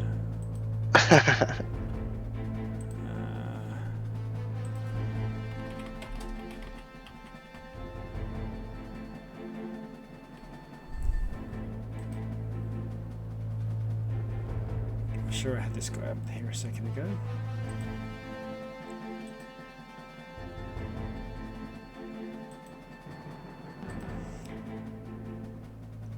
Okay, he's got a native 20 strength. I think he can up +5. Yeah, I don't think he can beat 30, whatever Brazilian. If he got in that 20, it would work. It would beat it, wouldn't it? Okay, no, he doesn't beat it. So you've grappled him. You got him. All right. Okay. And I say, I'm going to hold you here till you cook just right, Irwin. Okay. And then he's going to thump him with temerity. Okay. 24. That hits. That's 26 damage. Oh my god. Oh. And then hit him one more time with temerity as his bonus action. 19. 19 hits. 12 damage. And his speed is 0, and that's Gungo done. I missed that last bit of damage. 12, was it? 12, yeah. Oops.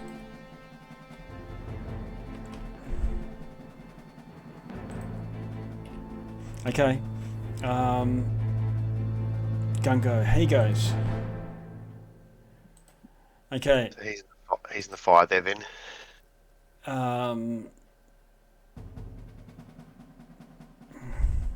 Oh, it ends its turn, isn't it? Yeah. Okay. Yeah. Okay. He is going to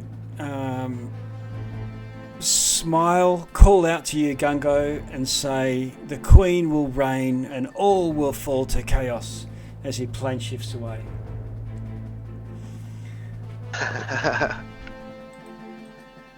And he slips out of your fingers. You don't go with him, Gungo. Find you later, Grey Kermit. Yes, Grey Kermit, and you have just chased away one of the greatest Slard that exists, a Death Slard.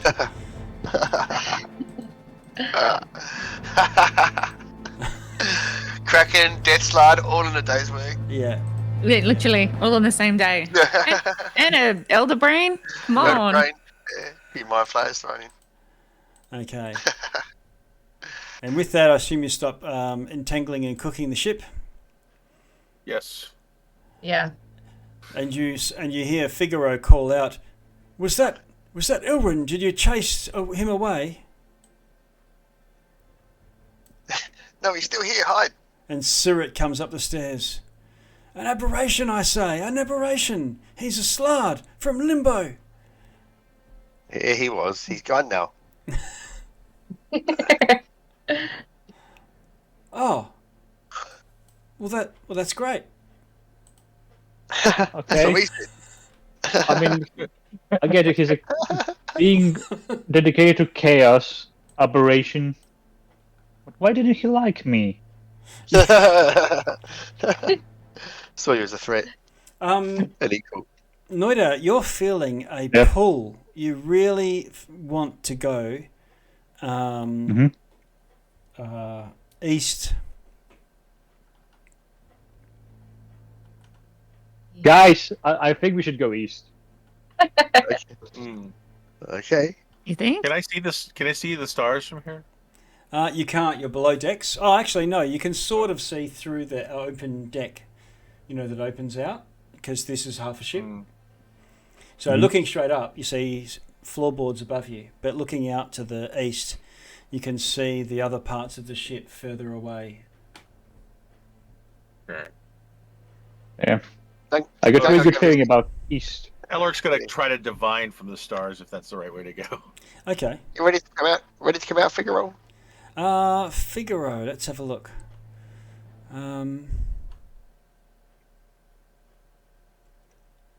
He sort of says, "Oh, Ilrin's gone?" Yep, we've Figaro'd it out.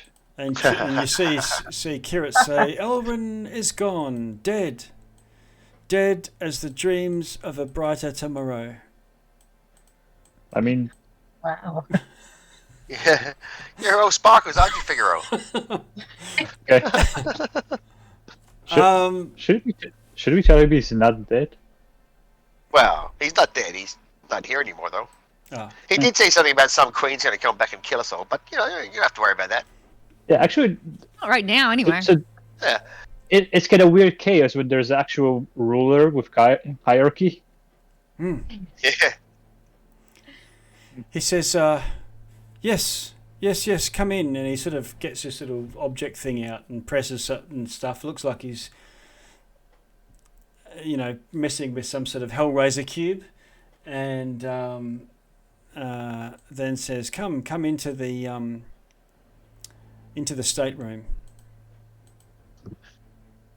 Now, sorry about your door and your ceiling, but License said that they were going to fix it for you. Oh, yes, no problem. Very good. Well done seeing off that creature. Yeah. So that cube thing, it looks very interesting. I think we could use it on our attempt to rescue friends. No, I'll keep that, thank you. But if you need protection, you can return to me, and I can hold the forces of chaos at bay. It's held me in good stead so far. Right. But yes, how are you? Are you helping us? Are you here? Why? He's very confused. Where we crashed. Yeah, we didn't necessarily choose to be here. Yeah. Well, we can travel the the helping part. We can travel the multiverse quite easily with the piece that powers this vessel up in the warded section. Okay. Stored below the bridge on the prow. Below bridge on the prow. Got it. But how does it work? Is it like a big engine or? No, it's like a short piece of like a gemstone, chunky. Oh, but we will be able to bring it to you if you want. Oh yes. Okay. But if that falls into the wrong hands, Mhm. there'd be trouble. It's extremely powerful. It doesn't even radiate magic. Got it. So, But you can out of travel the curiosity, stars. how does it work? How does it work? Like, you Uh, put coal in it? With it, you can open a gateway to other worlds. Got it. The captain is the one that used it. And you don't know where the captain is? No, yeah, she would have been in the prow at the time we crashed.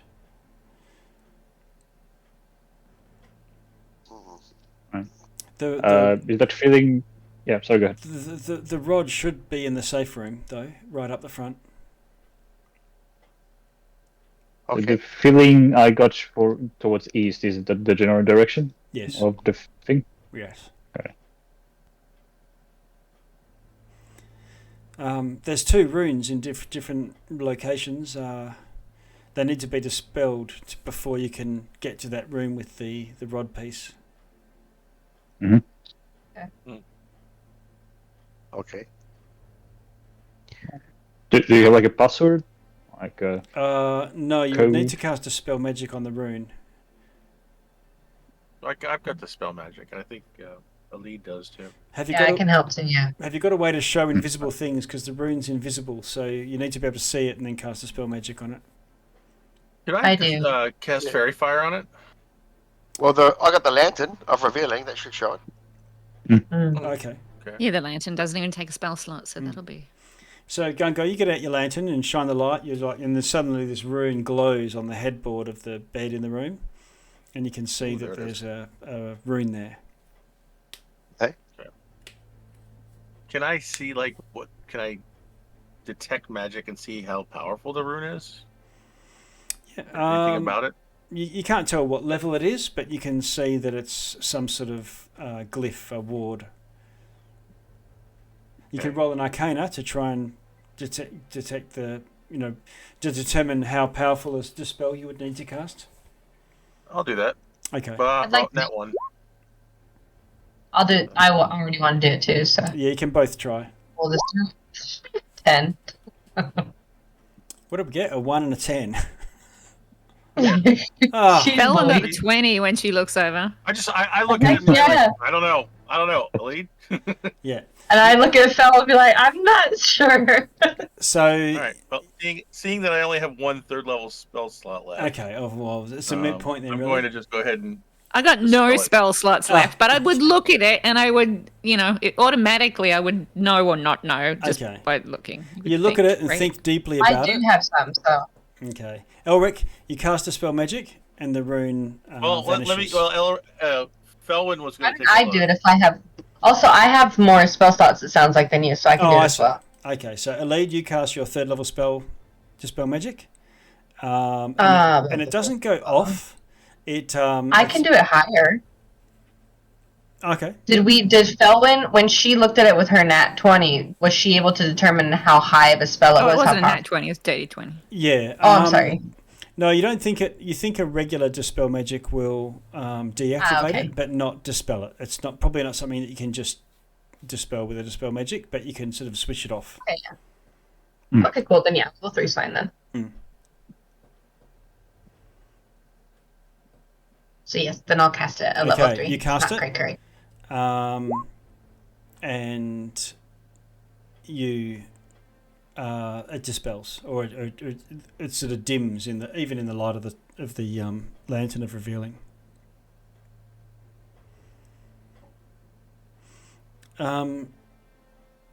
Figaro says, so did you find out what was going on with Ilrin? And Sirit says, no, he's a Slard, creature of chaos, blah blah blah. And he says, no, but I can't remember. I can't even remember him coming on the ship.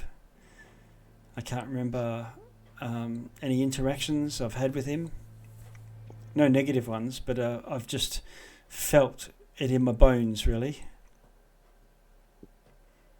And it feels to you like there's some sort of memory tampering going on.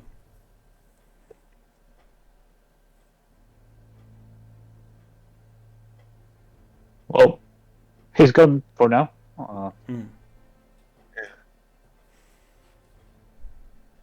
Okay. Right, so Figaro says, as your second mate, thanks you profusely for seeing off Ilrin. If you wish to take a full rest, recuperate yourself completely before heading across this void to the next happy day. Next part of the ship, then by all means you're welcome as long as you wish to stay. Yeah. Oh yes. Yeah, we're gonna do that before we head east. Okay. And Felwyn, you're a little bit injured right now. Quite injured from the looks of it. Surratt will come over and cure you for 15 health and mutters some sort of spell. For the long rest? Before the long rest. That's nice of you. Thank you. After the long rest.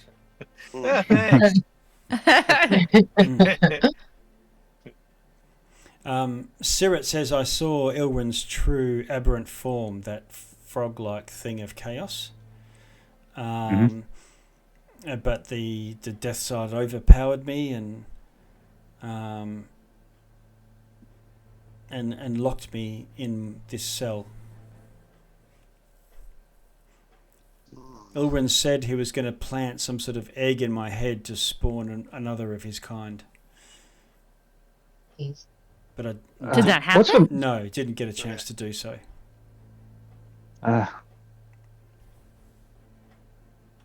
Gross.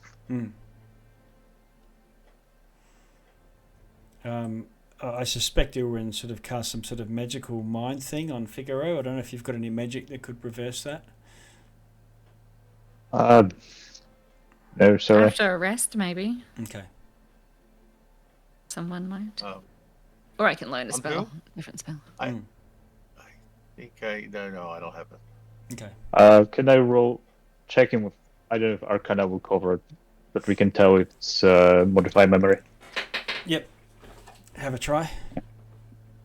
Okay. Let's roll. 16. You're not sure if it's the spell effect modify memory, but you think that a restoration would reverse it. Okay. Like regular one or greater would be required. That whatever would have affected, like it's the same sort of level of power as modify memory, so whatever that would restore would have to look it up. I'll pass it along to whoever is able to do such a thing. Now, over this long rest, I'll be able to. Yeah, over this long rest, any other activities? No. I think we're all knackered. Yeah, just recovering. Okay. That's commune rod. Do I have to use a spell slot to use it? Or no, you can cast commune as a 5th level spell once a day. Once a day, okay. I think it's once a day. I'll check that up, but it doesn't occupy a spell slot. Okay, so we got 3 questions. Yes or no. Mm-hmm. I can ask.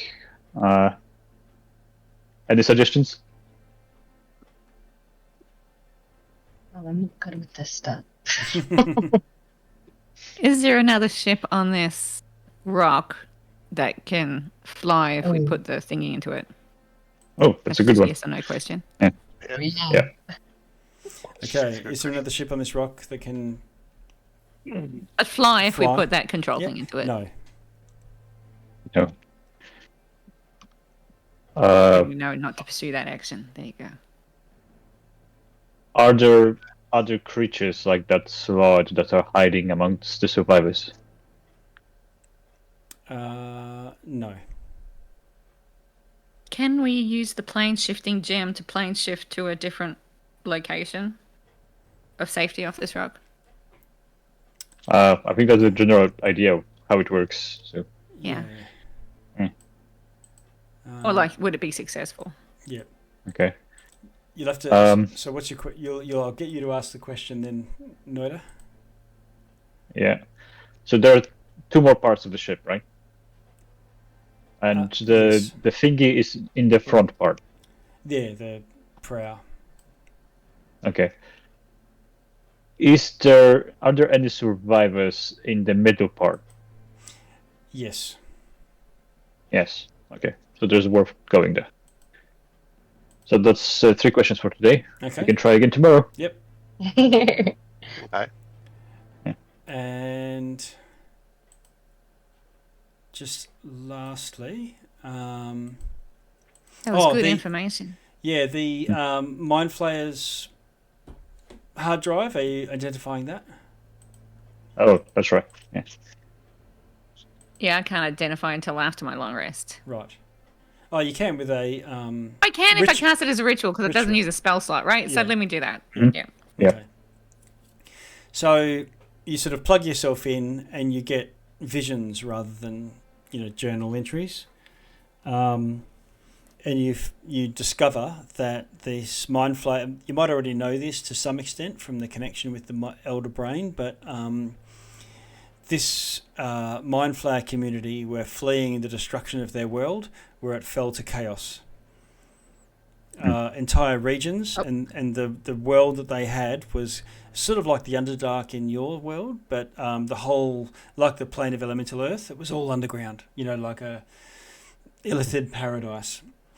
And it kept on, whole regions of it, like continents, would transform into this sort of base primordial goo and uninhabitable whatnot, and so they fled into the astral plane, where the Githyanki picked up the trail, started hunting them, and then they found their way to your world, as in crashing, remember the vessel from a long time ago. And they part of that ship, as it crashed and was torn apart, was left floating in the astral plane, which is where it sort of tried to escape back to. Not a great place to escape to, but at least a last refuge, which is where you guys pursued it.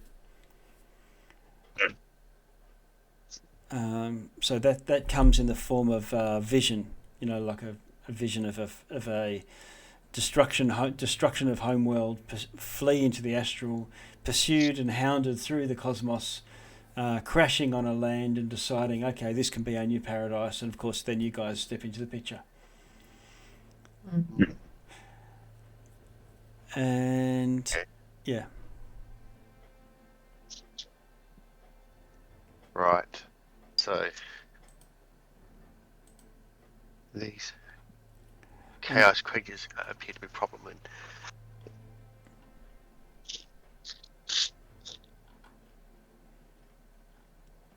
Okay.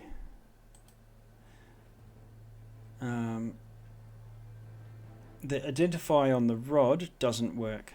It doesn't give you any powers. The only reason that you know what it does is because Noida, you're just holding it.